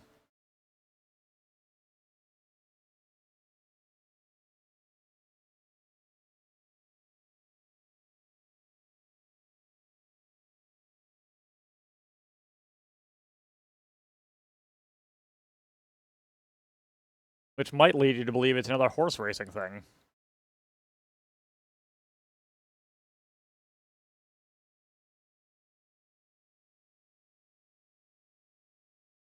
And it kind of is.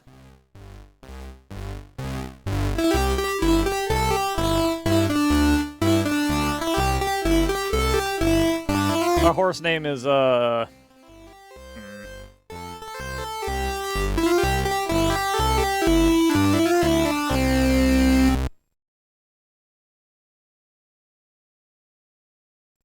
it doesn't fit.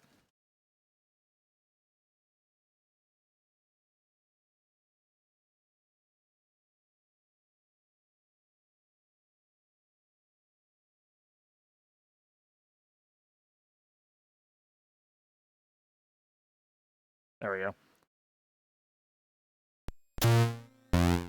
So yeah, it's actually one of these carnival games.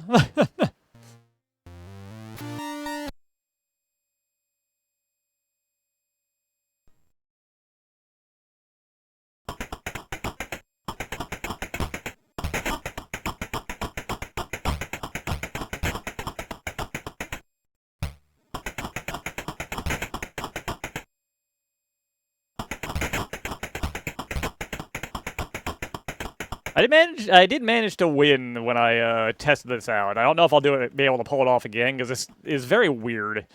Like, it doesn't feel right.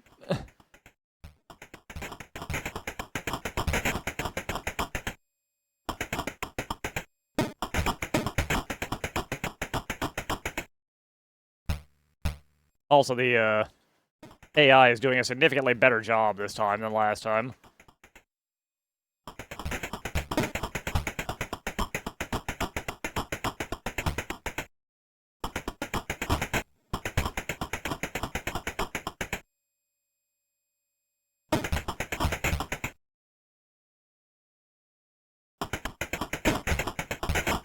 Yeah, like I said, it's not a terrible simulation of the actual thing, if you've ever played it.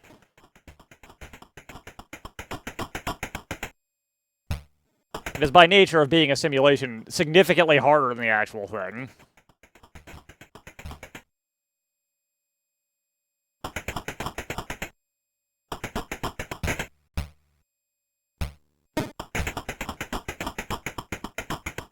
That ain't going anywhere. Oh, it did. Alright, we've taken first.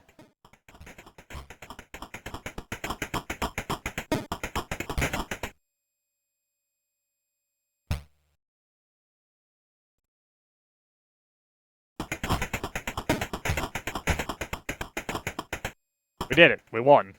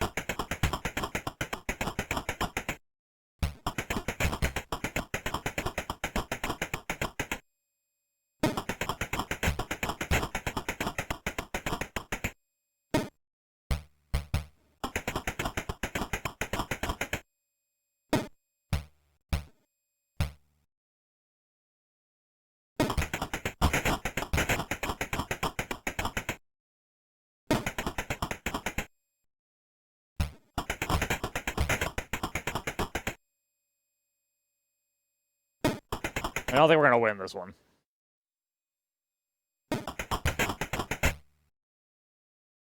Yeah, we took second. Anyways, I got enough of that.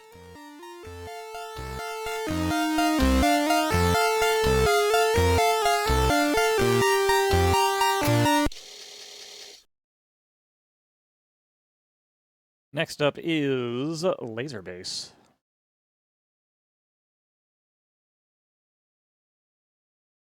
Another game we probably won't spend a whole lot of time on, because there's not much to it.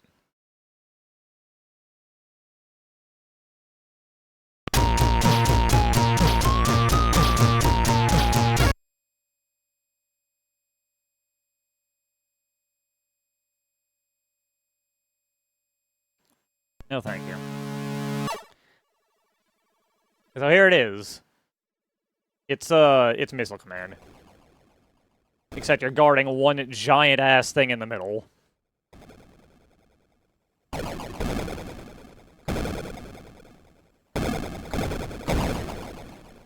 And it's extremely difficult.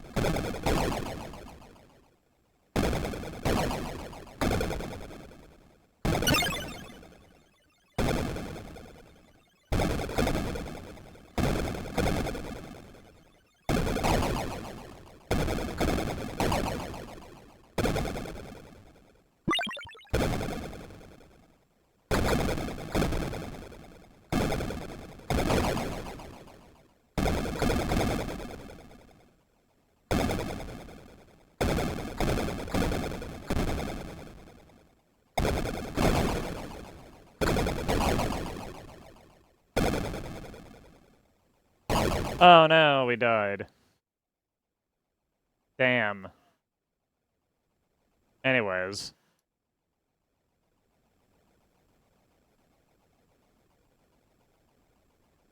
Now into another game that is... Holy fuck, that's loud. Into another game that is, not gonna get a whole lot of time out of me. Magic House.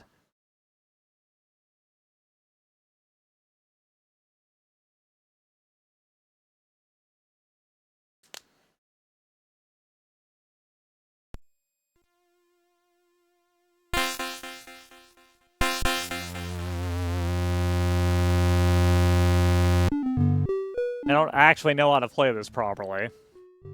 Oop, wrong joystick port.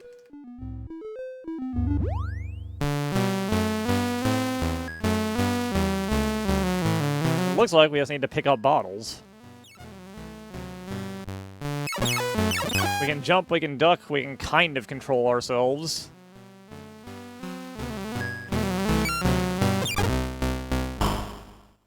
We can die.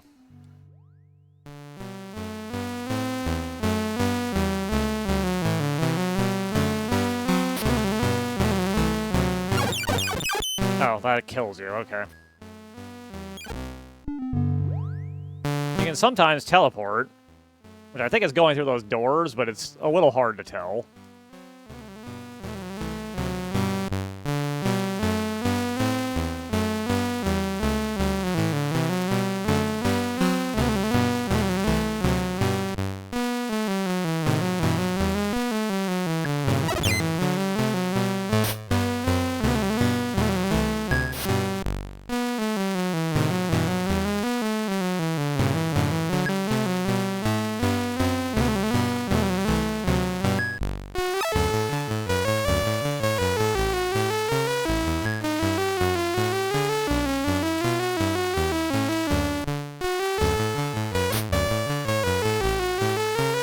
Nope, I seem to have accidentally figured this out a bit more. Can I just leave? No.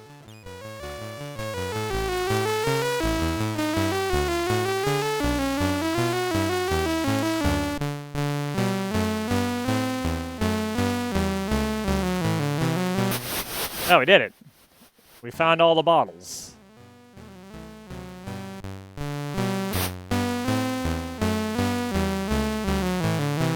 I've learned how to play this game in real time.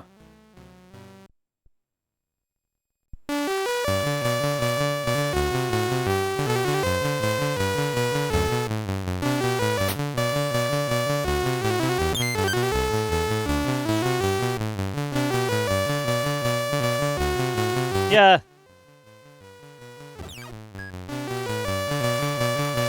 He's pretty good.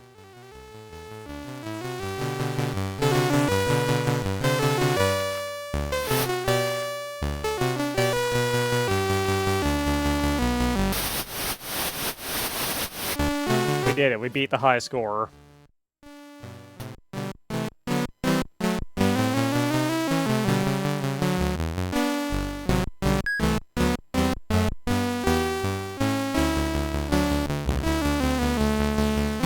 what a game this is.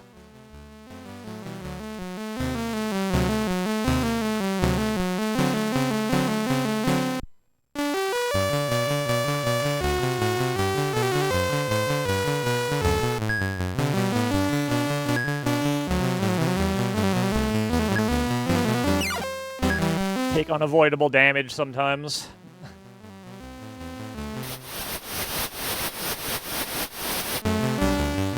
Anyways, I think that's enough Magic House. Now for another classic of the system. It got ported into a few other things too.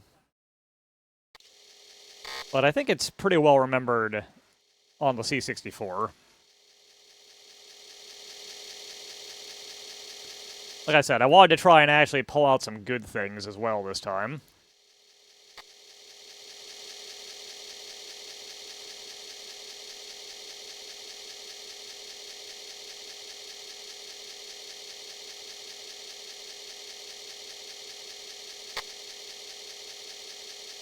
Unfortunately, the good ones all take forever to load up.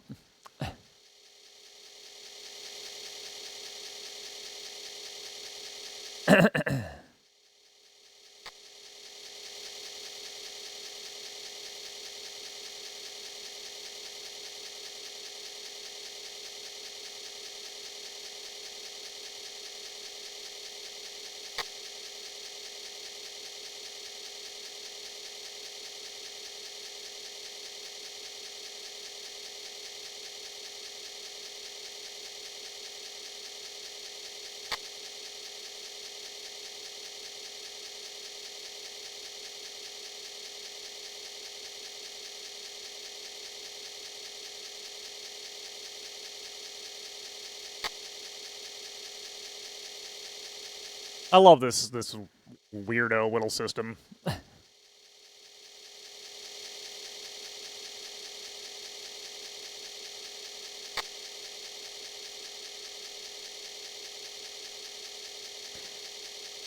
There's a pretty decent amount of overlap with early DOS stuff, but it feels different.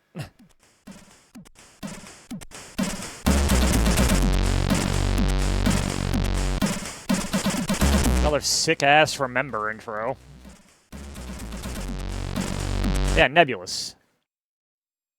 This was ported to a lot of things. You might have played it yourself. You might not recognize the name, but you might recognize the game itself once we get into it.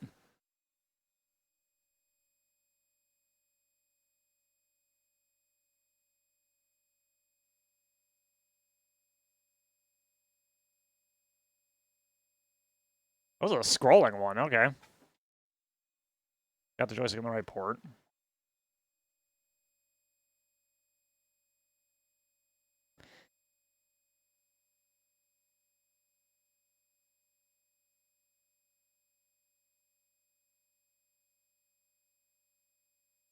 I know this game had another title, but I can't remember. Tower something. Depending on where you were.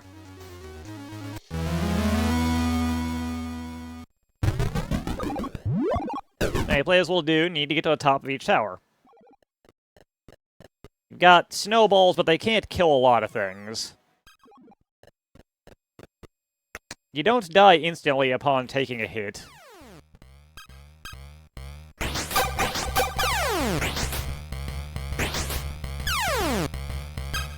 You just get knocked down a ways.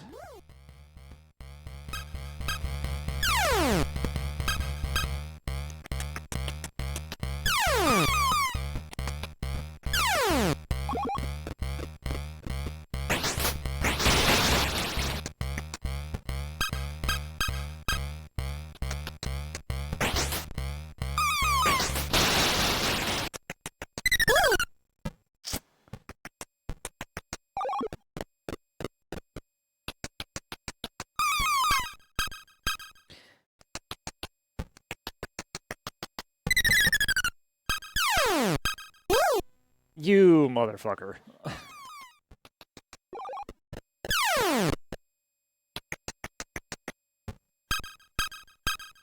This game is, in fact, very difficult.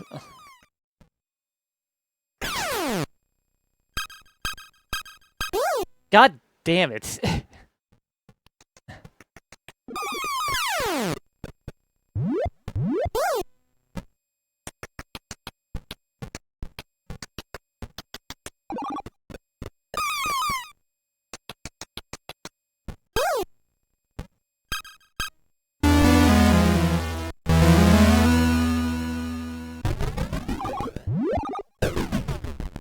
You're wondering why I don't just walk directly to the right, one of those platforms disappears and you die.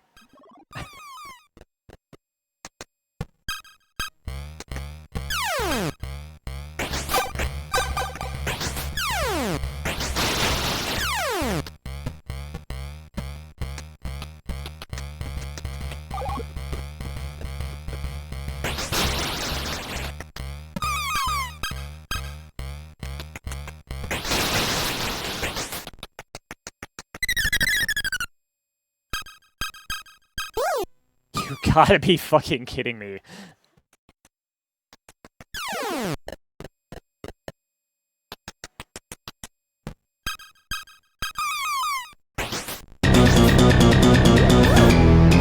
The fact that you cannot see the gray ball and have to just kind of vibes out.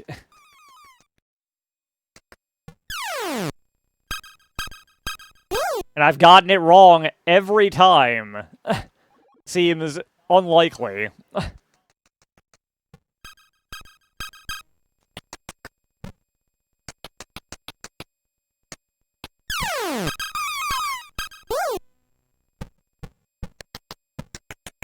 Cannot clear stage 1 because of this fucking ball. That's gonna hit me. Yep.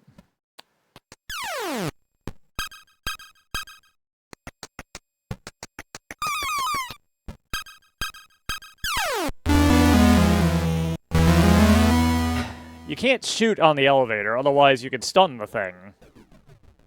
You can't make the elevator start going back down while it's going up, otherwise you could actually attempt to dodge it.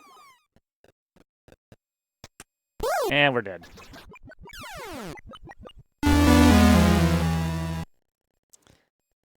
And sometimes those things show up at a time when you just can't do anything about it. Give it one more shot. I know I used to be able to finish the first level of this back in the day.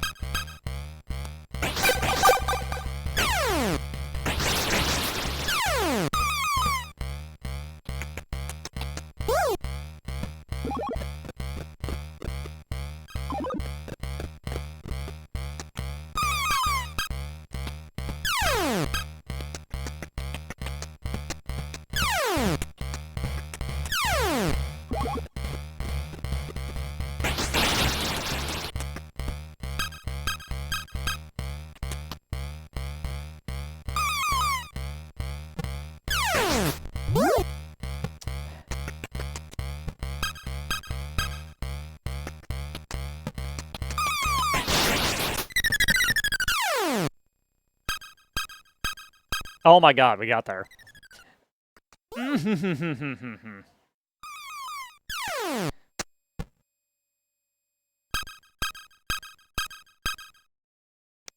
No! Can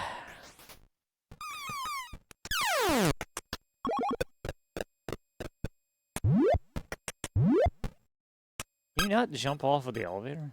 You can, it just didn't work. And now I'll never manage to do that again, and the time's up anyway. Alright, I give up.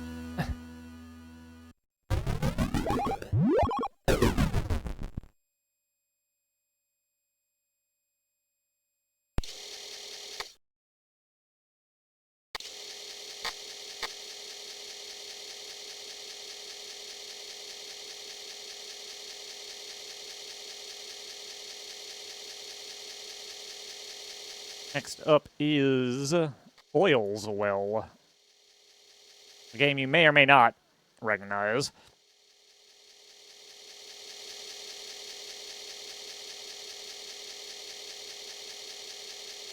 If you are extremely old, you'll probably recognize this.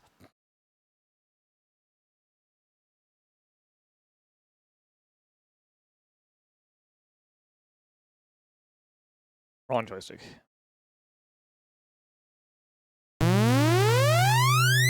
This is from the era when they wanted to make Pac-Man games, but have something unique to it.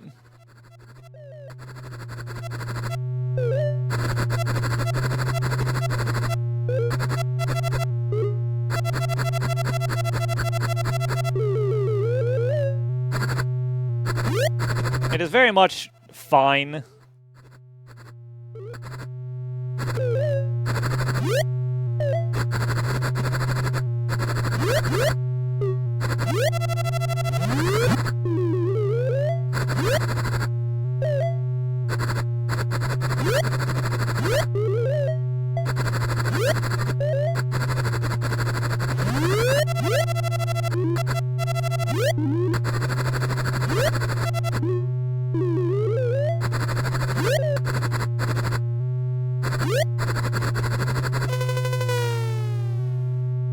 Oh.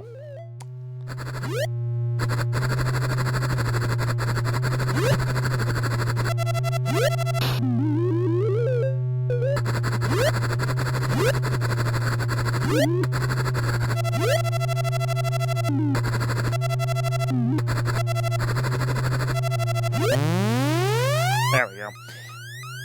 A game where you're very much at the mercy of where things decide to spawn and when.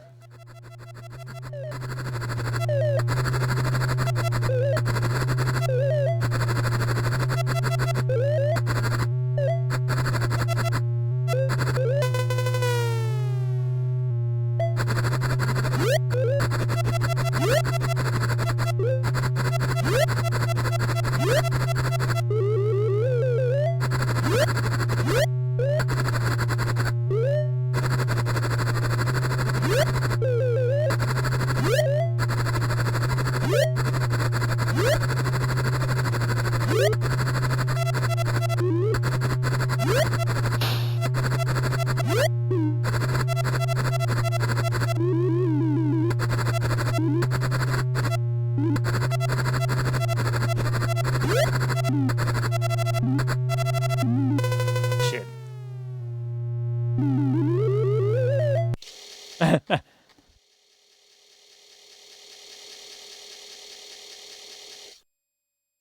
Anyways, oil's well.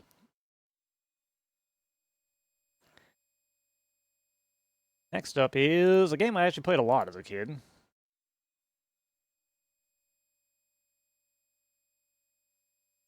This one.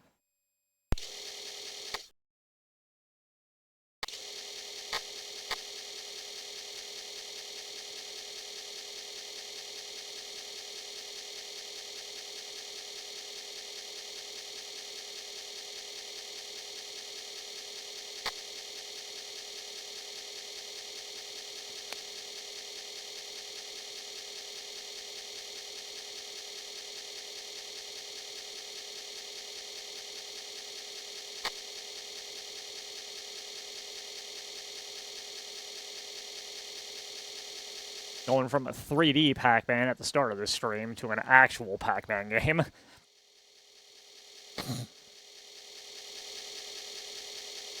I don't recall if this one was ever in the arcades.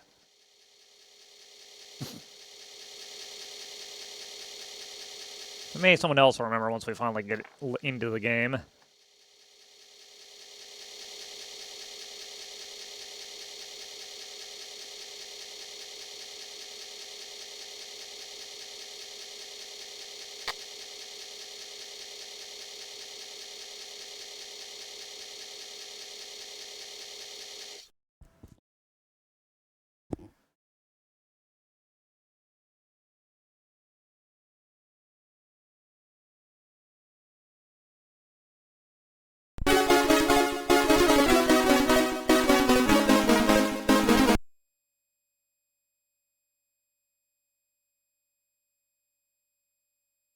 We got Pac-Mania.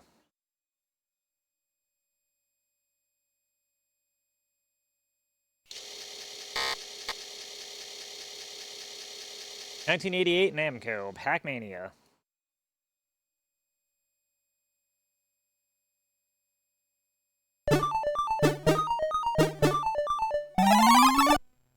It is Pac-Man. Got a weird perspective. And also you can jump.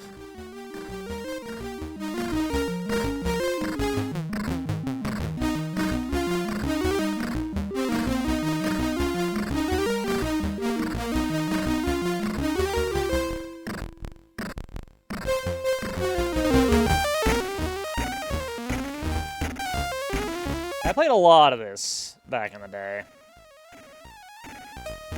Probably one of the best games I had for the actual C64 in the pile of questionable discs that my uncle had. Whoops.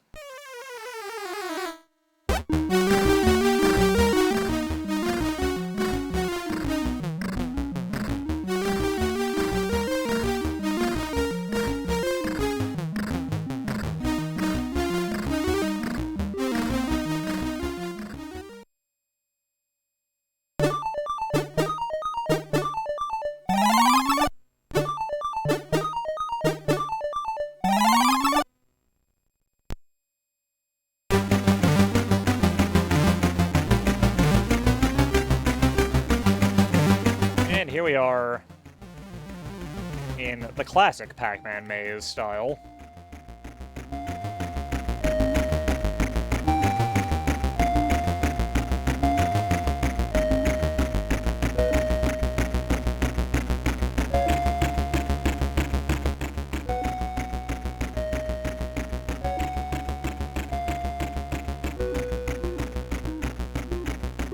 Oh, my favorite fruit target, wrapped candy.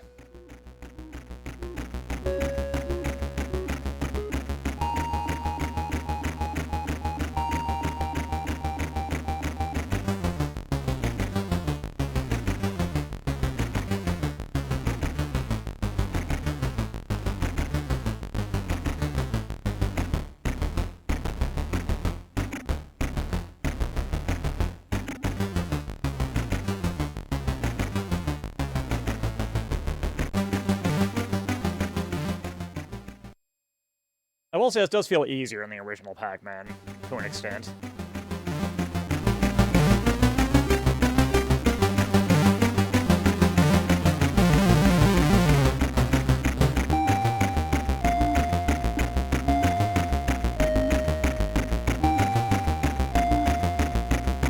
Oh my god. I forgot that the green pill is a speed up.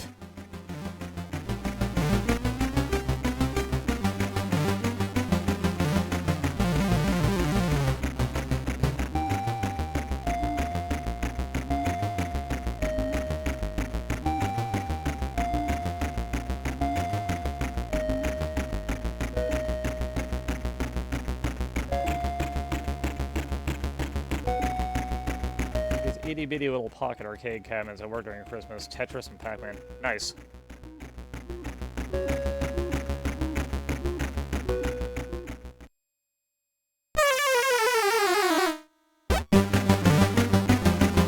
They heard me talking shit, now they ain't playing around no more.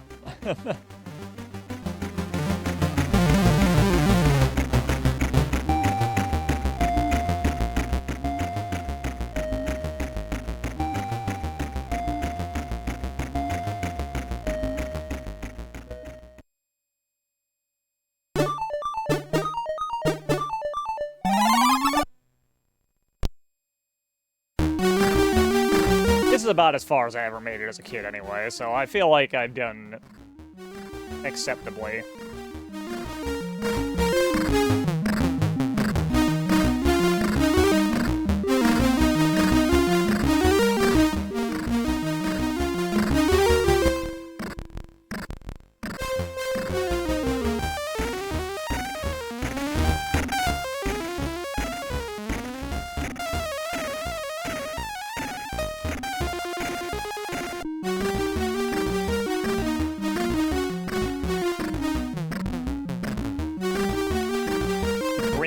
Uncontrollable speed for a little while. A perfect power-up for Pac-Man.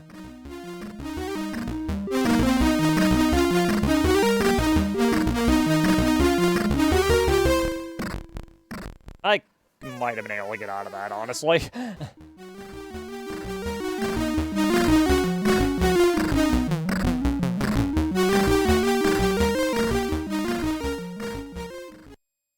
little surprised I haven't game over yet.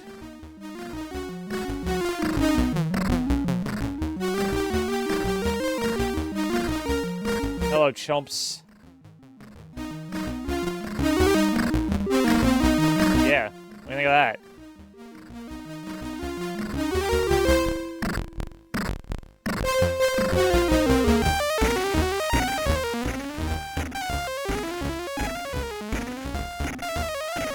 We've hit the point now where the power pills don't last long enough to be able to cheese the stages.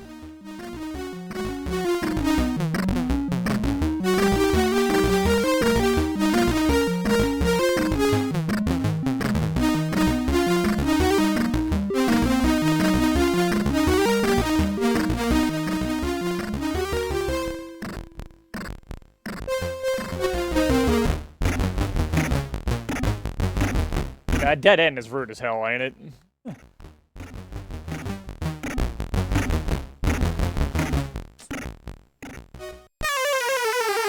Leaving this spot for the end was absolutely the wrong decision. Yeah. Anyways, that's Pac-Mania. It's pretty good. I like it.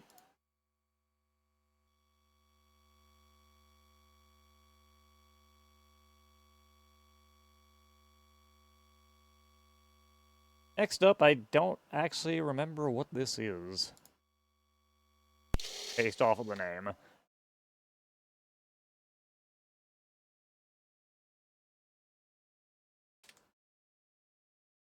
I do remember this isn't the thing I initially wanted to try out for this, but the other one didn't work right. So, we ended up with this. Oh, right, okay. Yeah, it's Joust. It's Joust. It's called Quack Attack. It's Joust. Is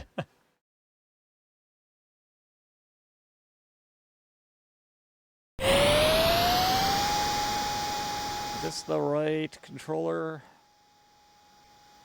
Yes. You can shoot, it doesn't seem to do shit. Maybe it kills the pterodactyl, I don't know. It controls real bad. I'll tell you that one for free.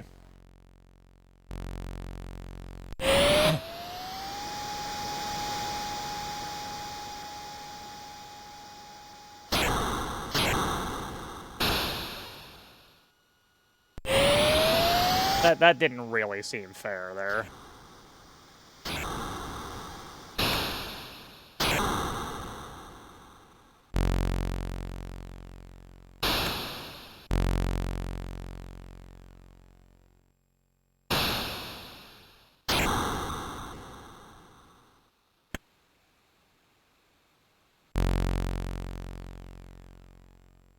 I don't know why we, sink through the world for the next stage.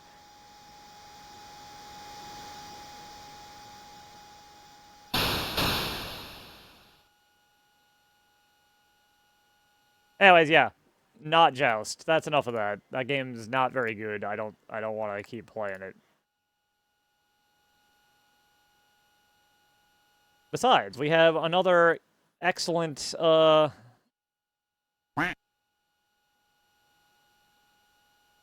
arcade port to play.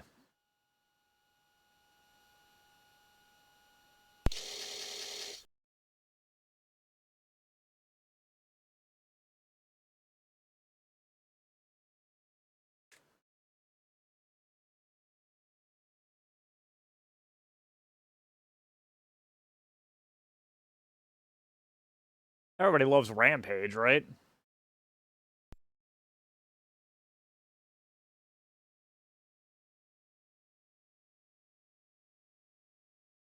Released by Abyss. I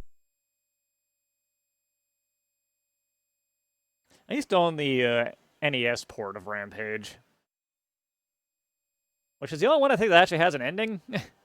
Until you get into World Tour and stuff on the later things. No need for a trainer, it's fine.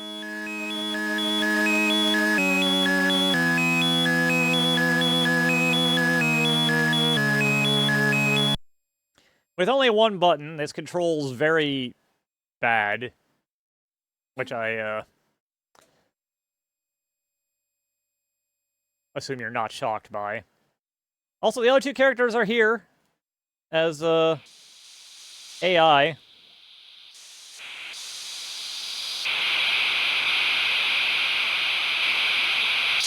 They don't really help much, but they try.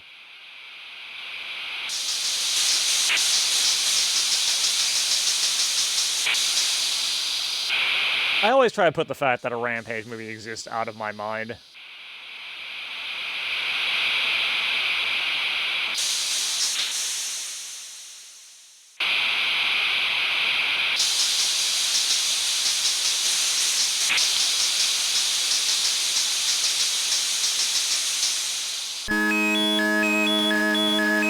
All things considered, this is actually an acceptable port of Rampage. It's not great, but it gets the job done. It feels like Rampage. It sorta looks like Rampage. It has Ralph. You lost Ralph a lot in the ports, for some reason.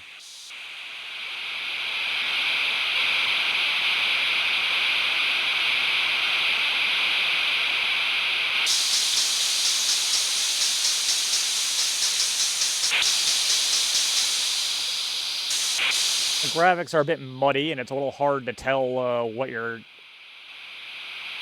supposed to be grabbing onto. Ow. Stop that.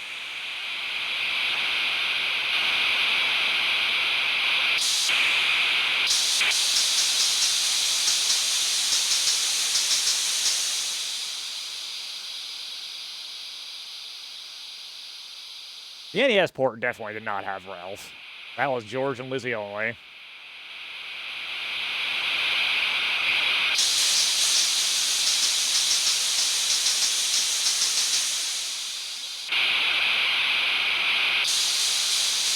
I actually never played the DOS port of Rampage.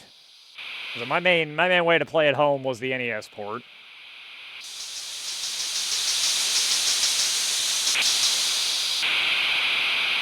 This feels like it would have been fine, though.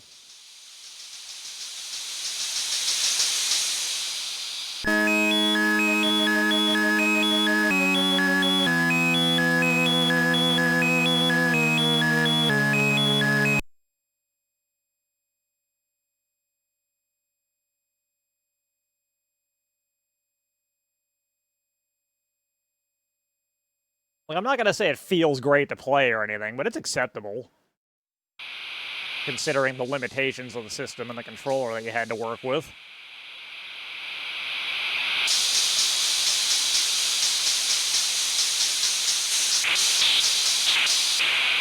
It feels like items don't spawn very often in this port, though.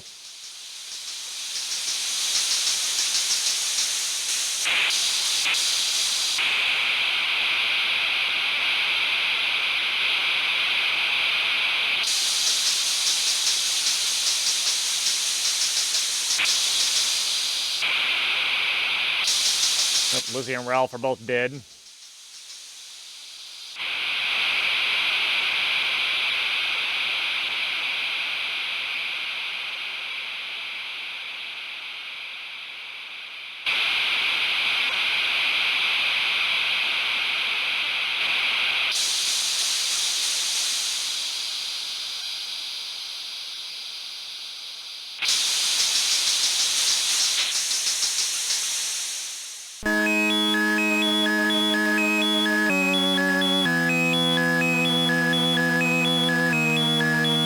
I'm gonna spawn in and immediately die. No, I'm alive. They've given me a hit point, I guess.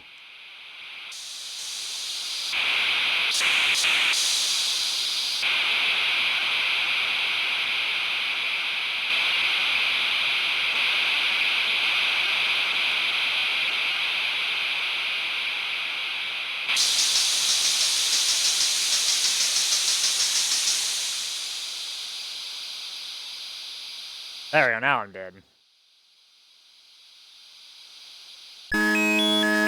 Alright, that was fun. Next up is, oddly enough, another arcade port. Another one that is actually pretty good from the little bit I played of it.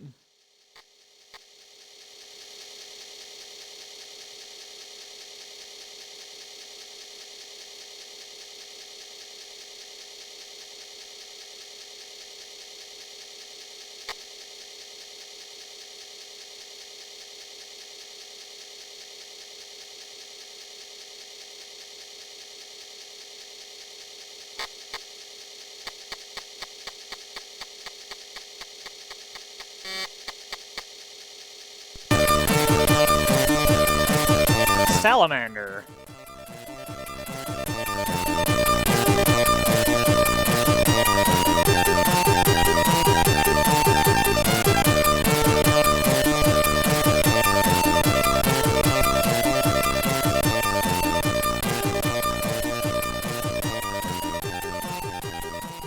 In case you're not aware, Salamander is the arcade version of, or the arcade name of Life Force. Also, I love the falling text here. I think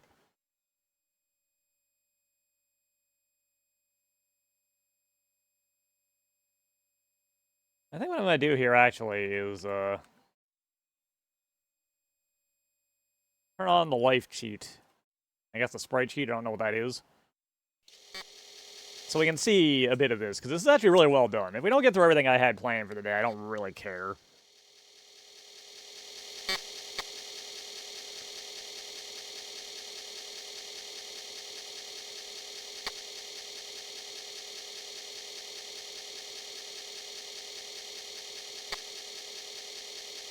We might end up with the disc noise stuck on the entire time we're playing. Unfortunately, that happened while I was testing it.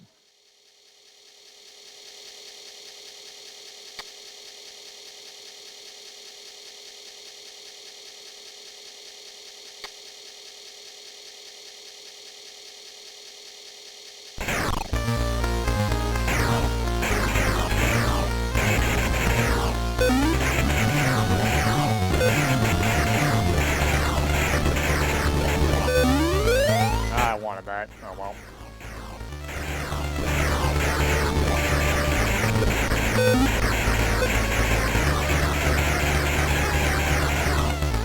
Yeah, this is a completely acceptable port of Salamander / Life Force.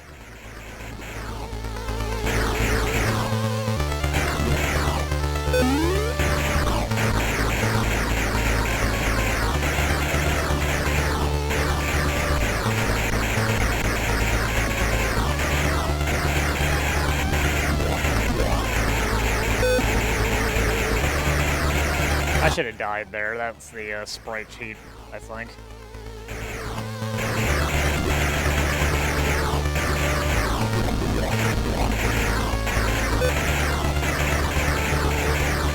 But this is good enough that I kind of want to see how they handled the bosses and things. I'm just curious.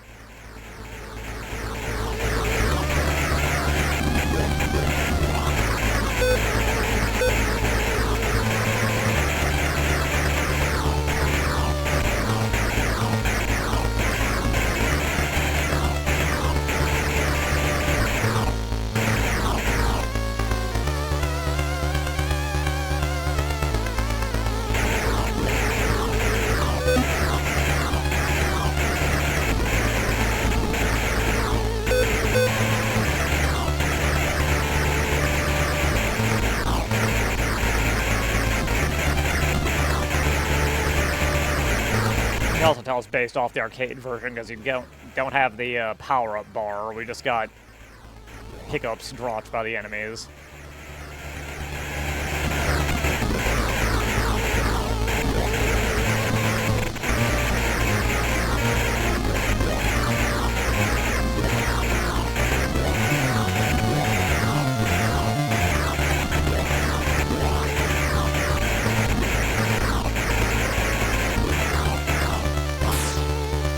Close to the end of the first area, the first stage here.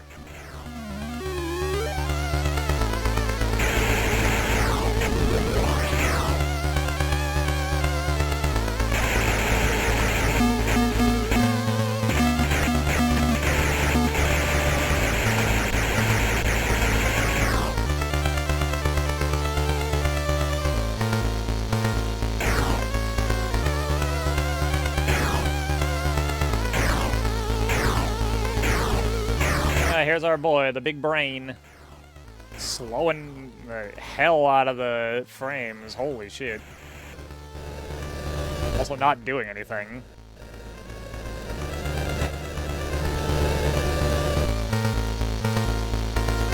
That was a little anticlimactic.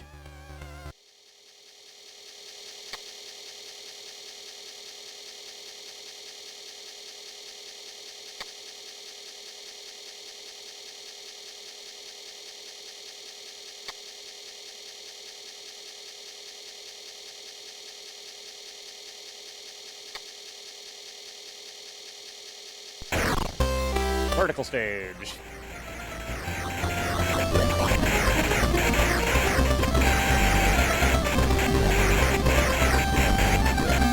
Do I regret cheating? No.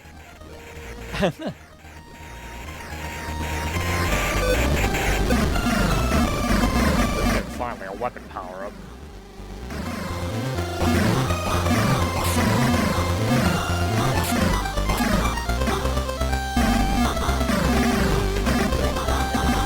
This feels like something that is worth showing off, even at the expense of not being able to play it legit. Because I would have lost in the first level. I'm bad enough at shmups.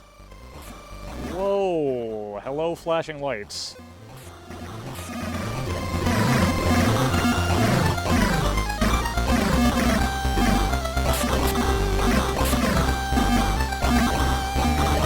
There's only one more thing I really want to show off today, and it's the game after this one, so I don't feel bad about trying to get to the end of this just to see how they handled all the stuff.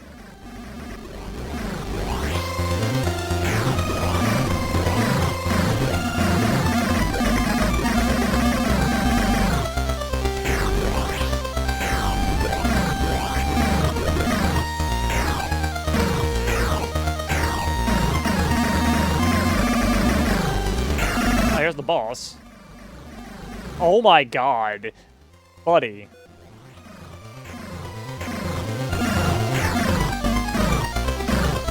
Okay, it became reasonable, but holy shit, man. That start there was, What you're supposed to do is just kind of circle around this guy like this, which I'm not doing because I'm blatantly cheating.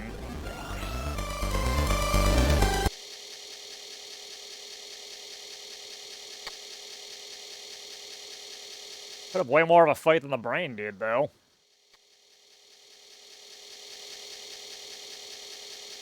I think the doc said that they have 5 levels in this, which is, I think, 1 short of the arcade? Maybe 2? I don't remember for sure.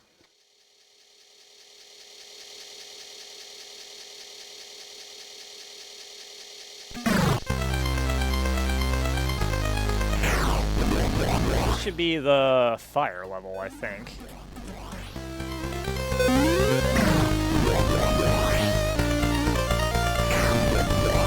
Yeah.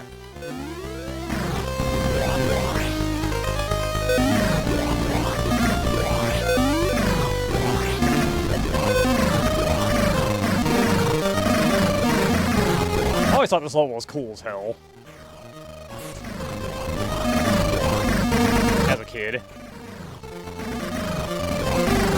Actually, it doesn't look bad here, all things considered.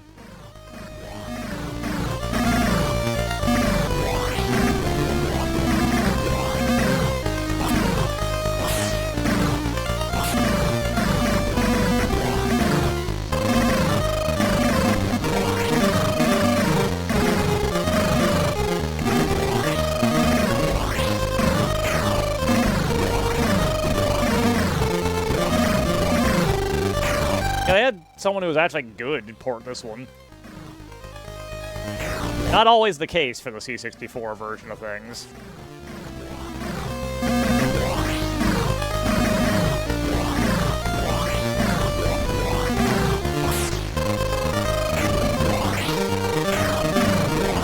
You're right, the music is like a little bit off, but it's still definitely recognizable as what it's supposed to be. Oh, I was wondering if they're gonna have the dragon in here.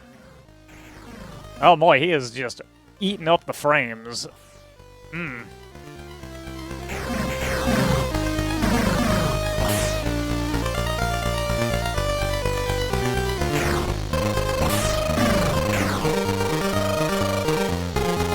confident I'm actually hitting him.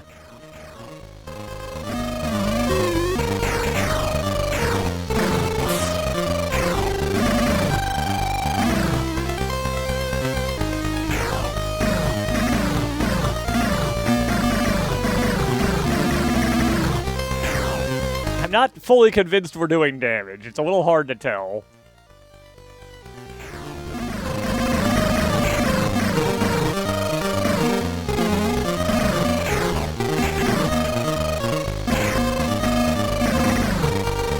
It doesn't really feel like it.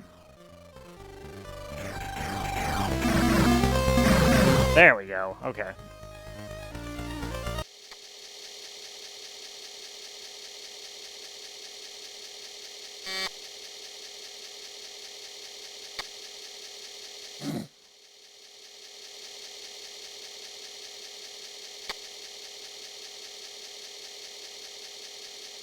What's next?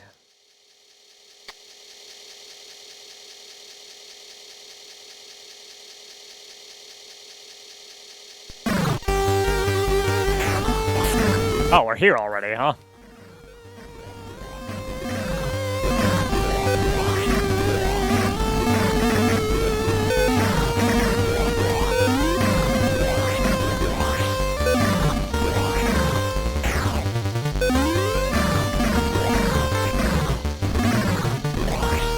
The background is cool.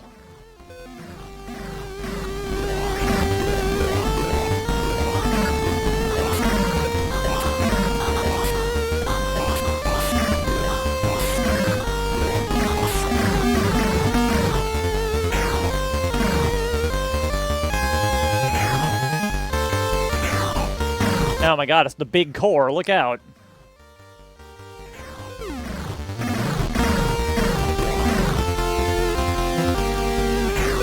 Shoot the core.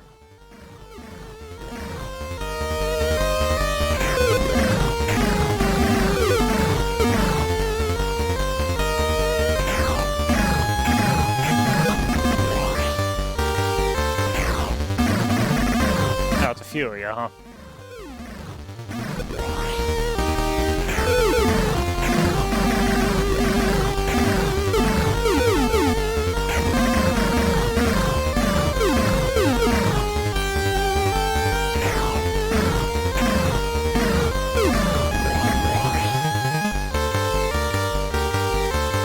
Shoot the cores.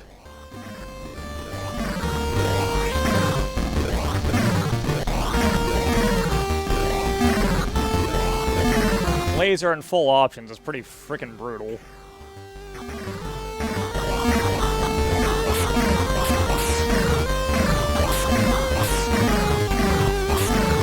We should be coming up on the orb soon. Anyone who's played Life Force or Salamander knows what I'm talking about.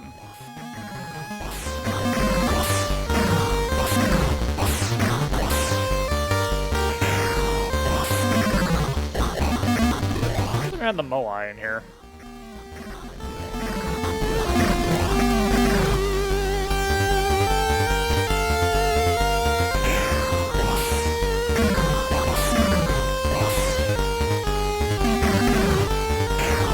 They are! Wow, I was honestly not expecting that.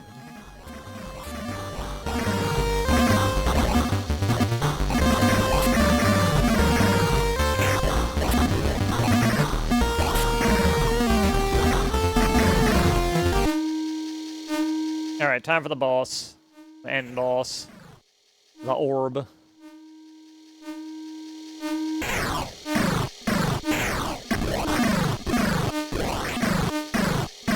Bye, buddy.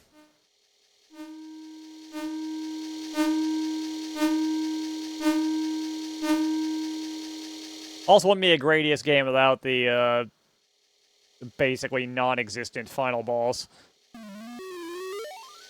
This is a very slow-paced escape sequence here.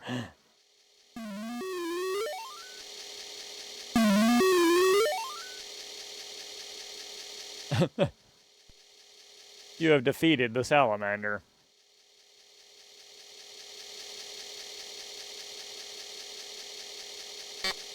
We did it. Alright. Next up is another definite classic of its day.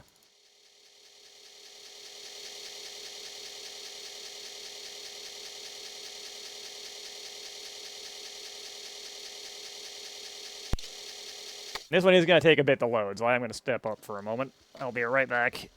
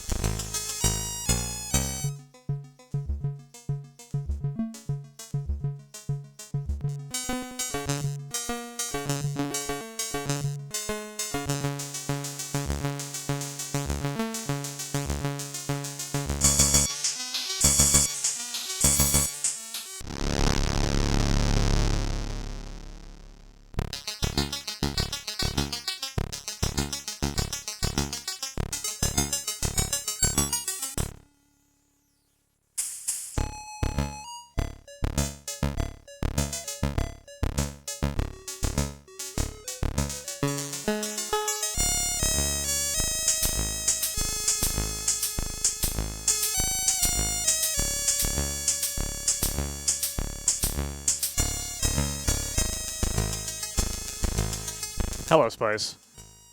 Anyways, we're back with Test Drive.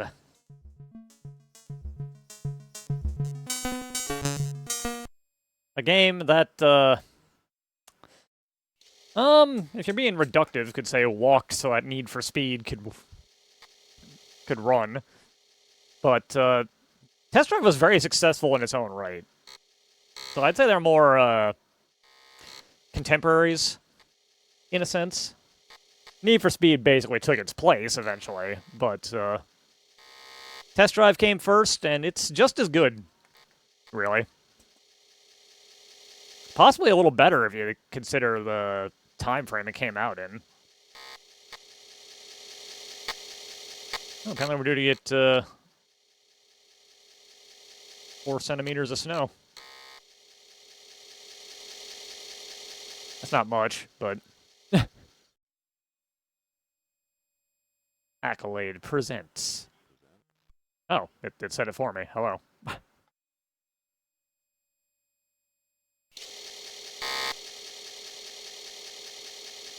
Flip the disc.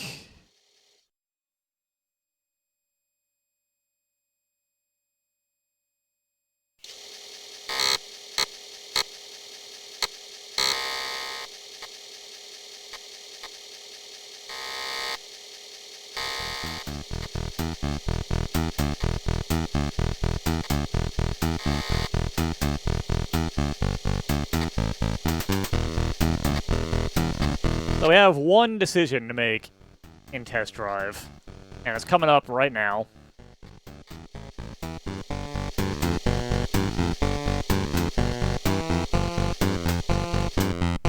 What car we want to drive? We got a Lotus Esprit Turbo.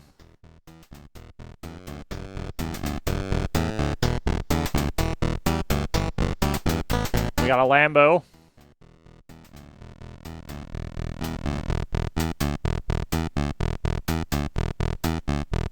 We got a Porsche 911 Turbo.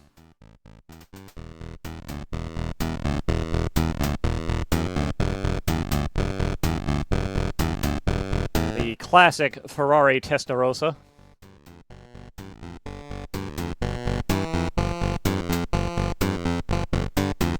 And a good old Corvette.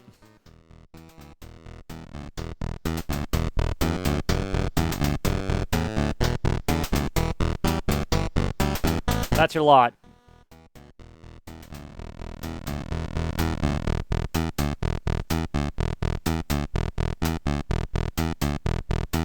Yeah, I was kind of feeling the Corvette, too, honestly.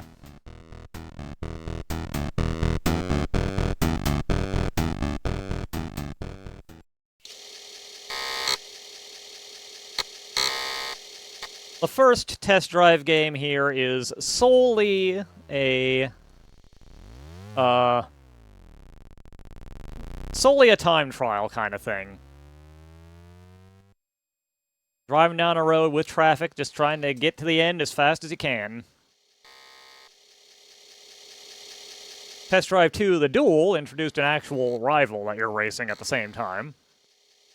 And these games are hard as hell.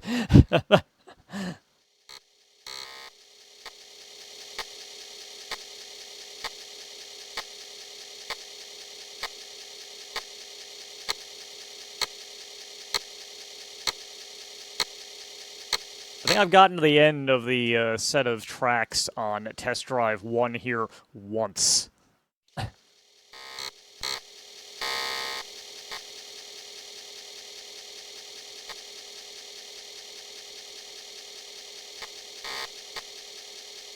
cars are all manual also.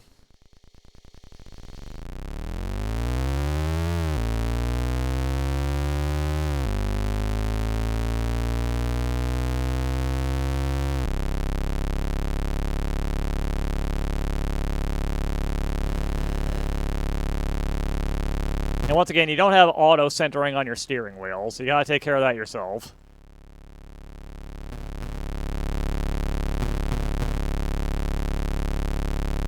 We do have a radar tracker up there in the upper left, which is not relevant in this first bit.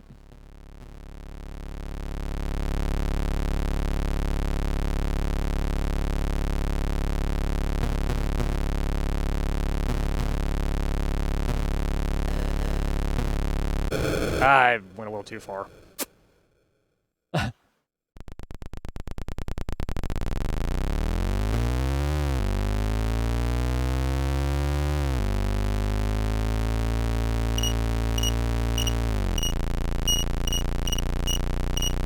didn't think it was relevant, but apparently it is.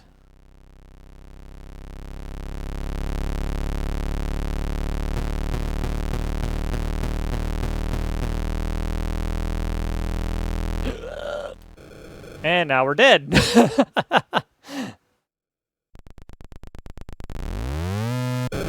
Also, you can blow out the engine if you don't actually shift.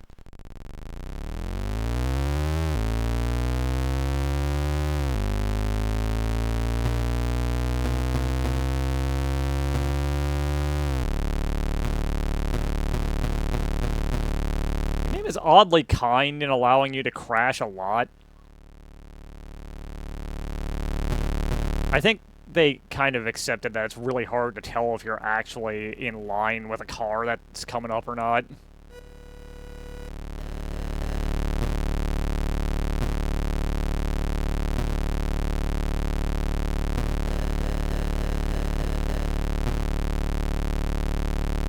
I'm honestly shocked I did not crash there.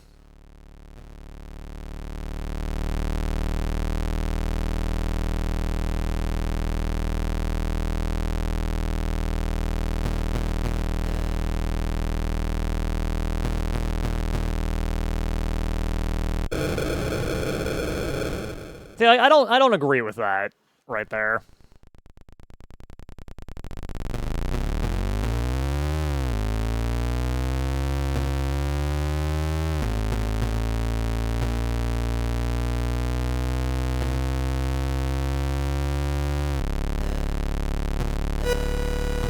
Woo.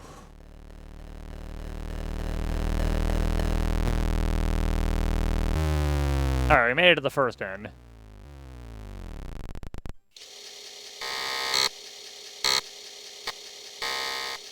Or the first checkpoint, I guess. It's probably gonna be like, wow, you suck, buddy, because that was not a great performance.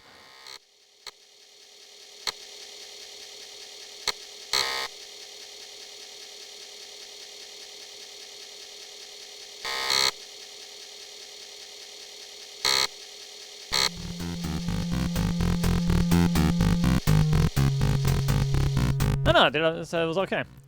Some decent driving back there. Your average speed was 77, and it took you 2 minutes and 39 seconds. That's worth 1,420 points. Watch out for oncoming traffic.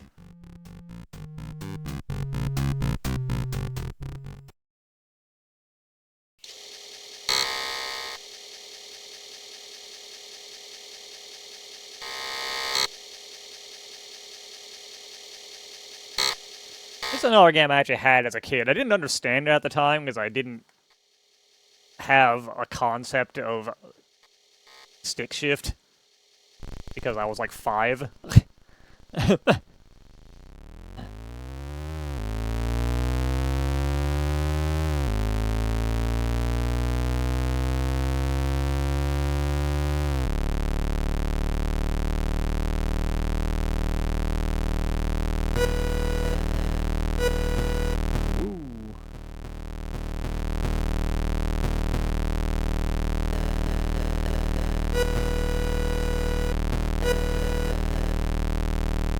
The fact that you don't need to hold down the accelerator makes the game way more playable since it's up to accelerate.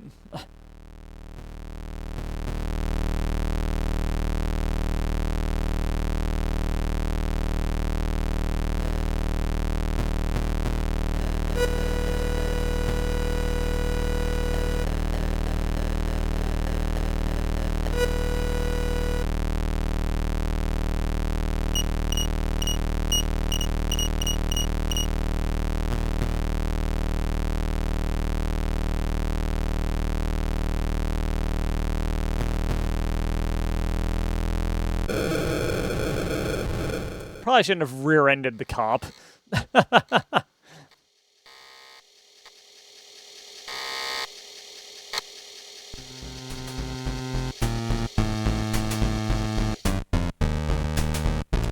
unsurprisingly, that's that frowned upon. All right.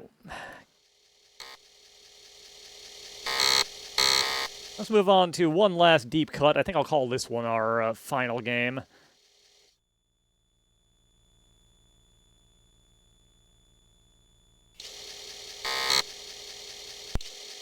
I'll take it a little while to load once again, but this one's for the real old ones out there who've been with me for a very long time.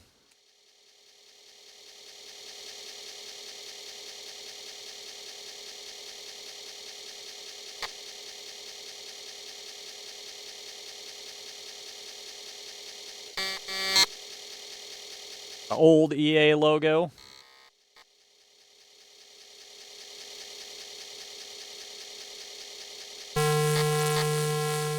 Yeah, buddy, it's wizard time. Grasp thy joystick controller firmly in hand to guide Wilfred the Wizard through countless corridors, dank dungeons, and perplexing puzzles.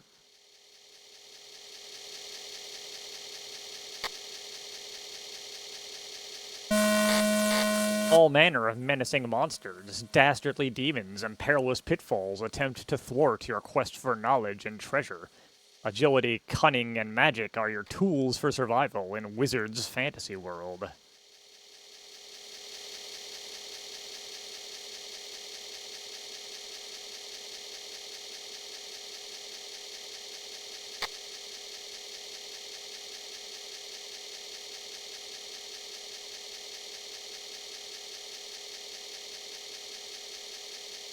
There are several videos of Wizard on the channel from long, long ago when I was a much younger man.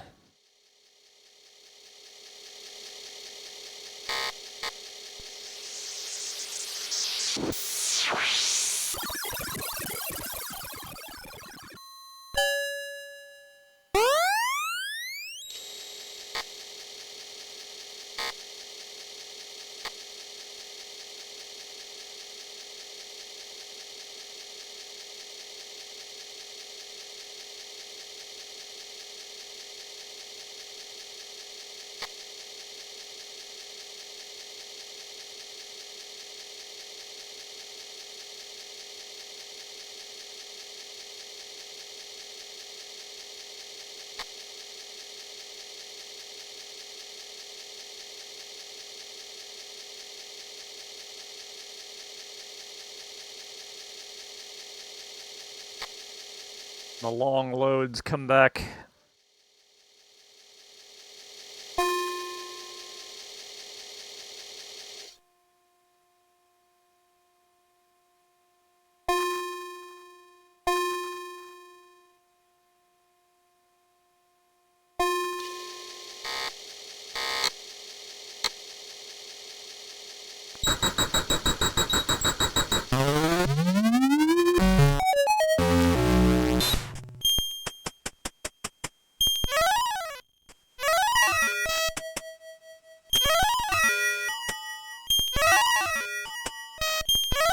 Your only real goal is to collect the key and touch the lock. Everything else is strictly optional. I guess I can't climb.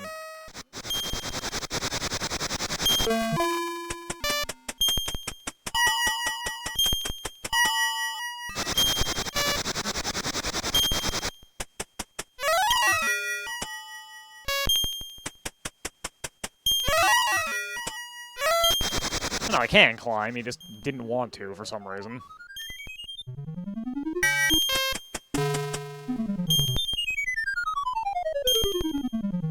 No reason not to collect all the treasure while we can, right? It's only gonna get harder from here.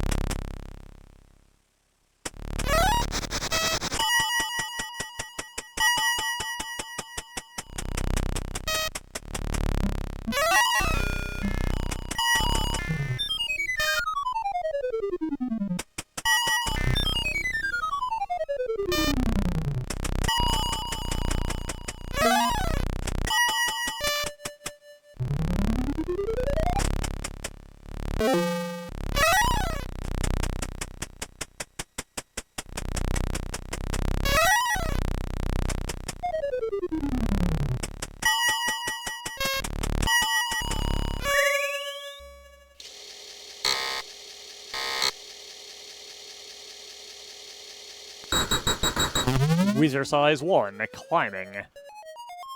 Oh god, one of these stages, okay.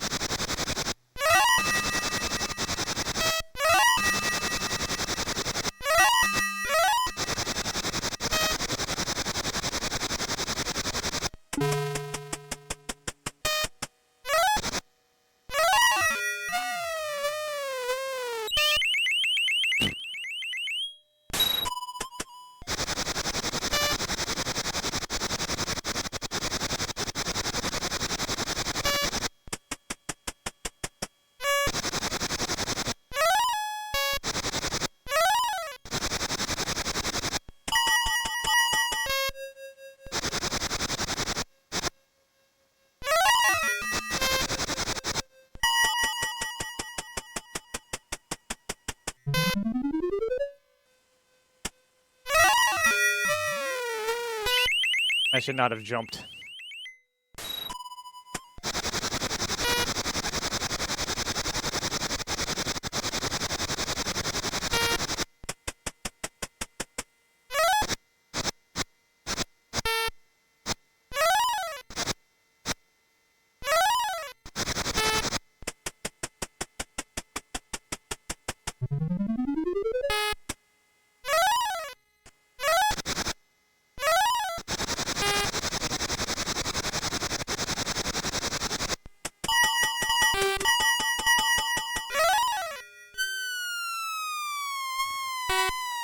I thought maybe that would work.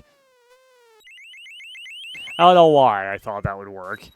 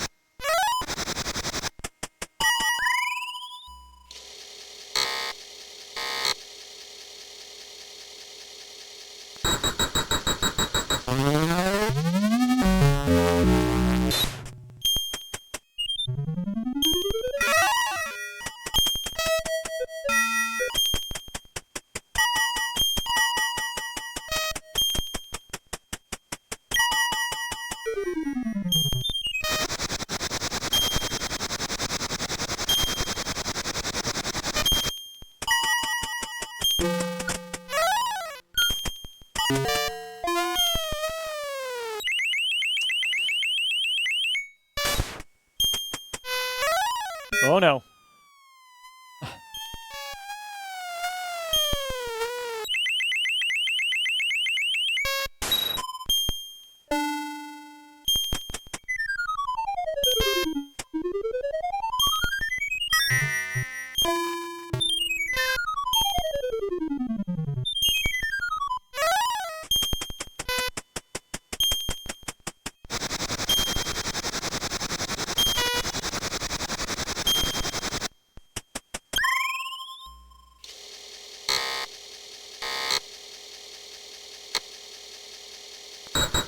Where's Mario?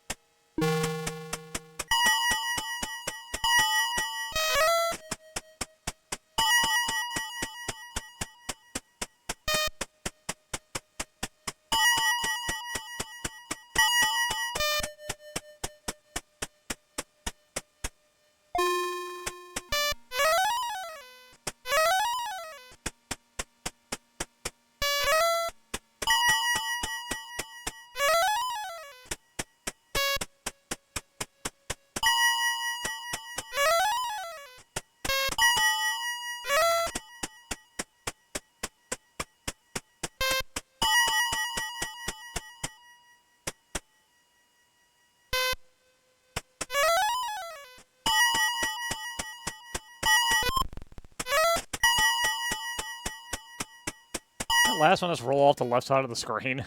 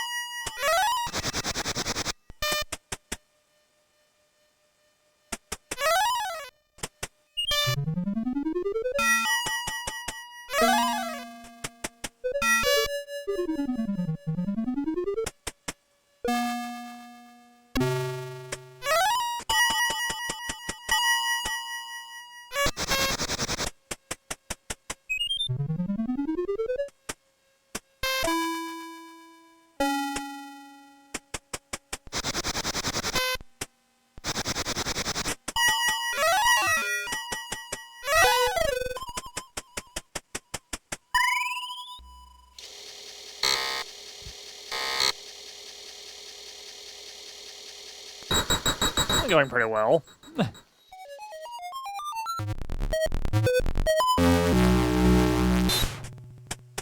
Oh no.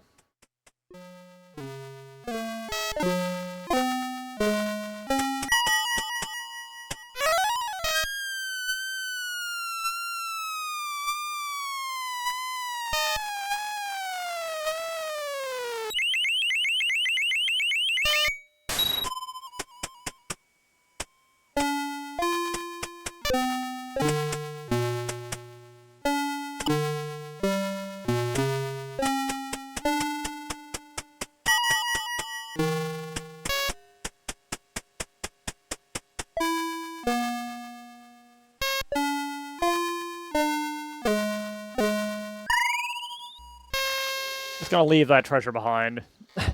We don't need that.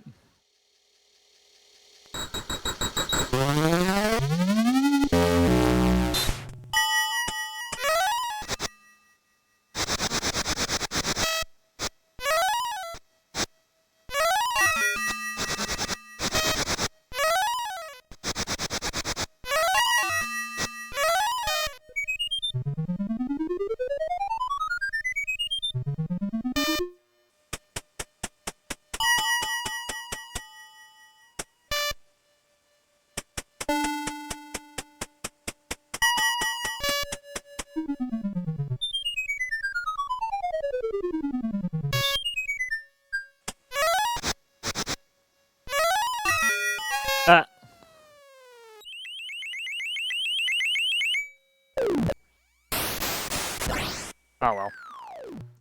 Did pretty good.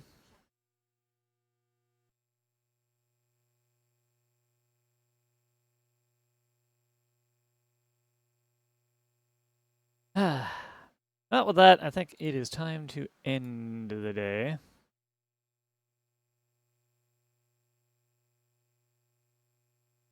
Thank y'all for coming along.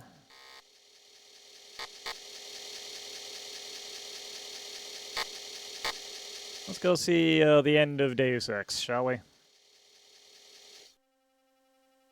Have a good one, guys, and see you next time, whenever that ends up being. Later.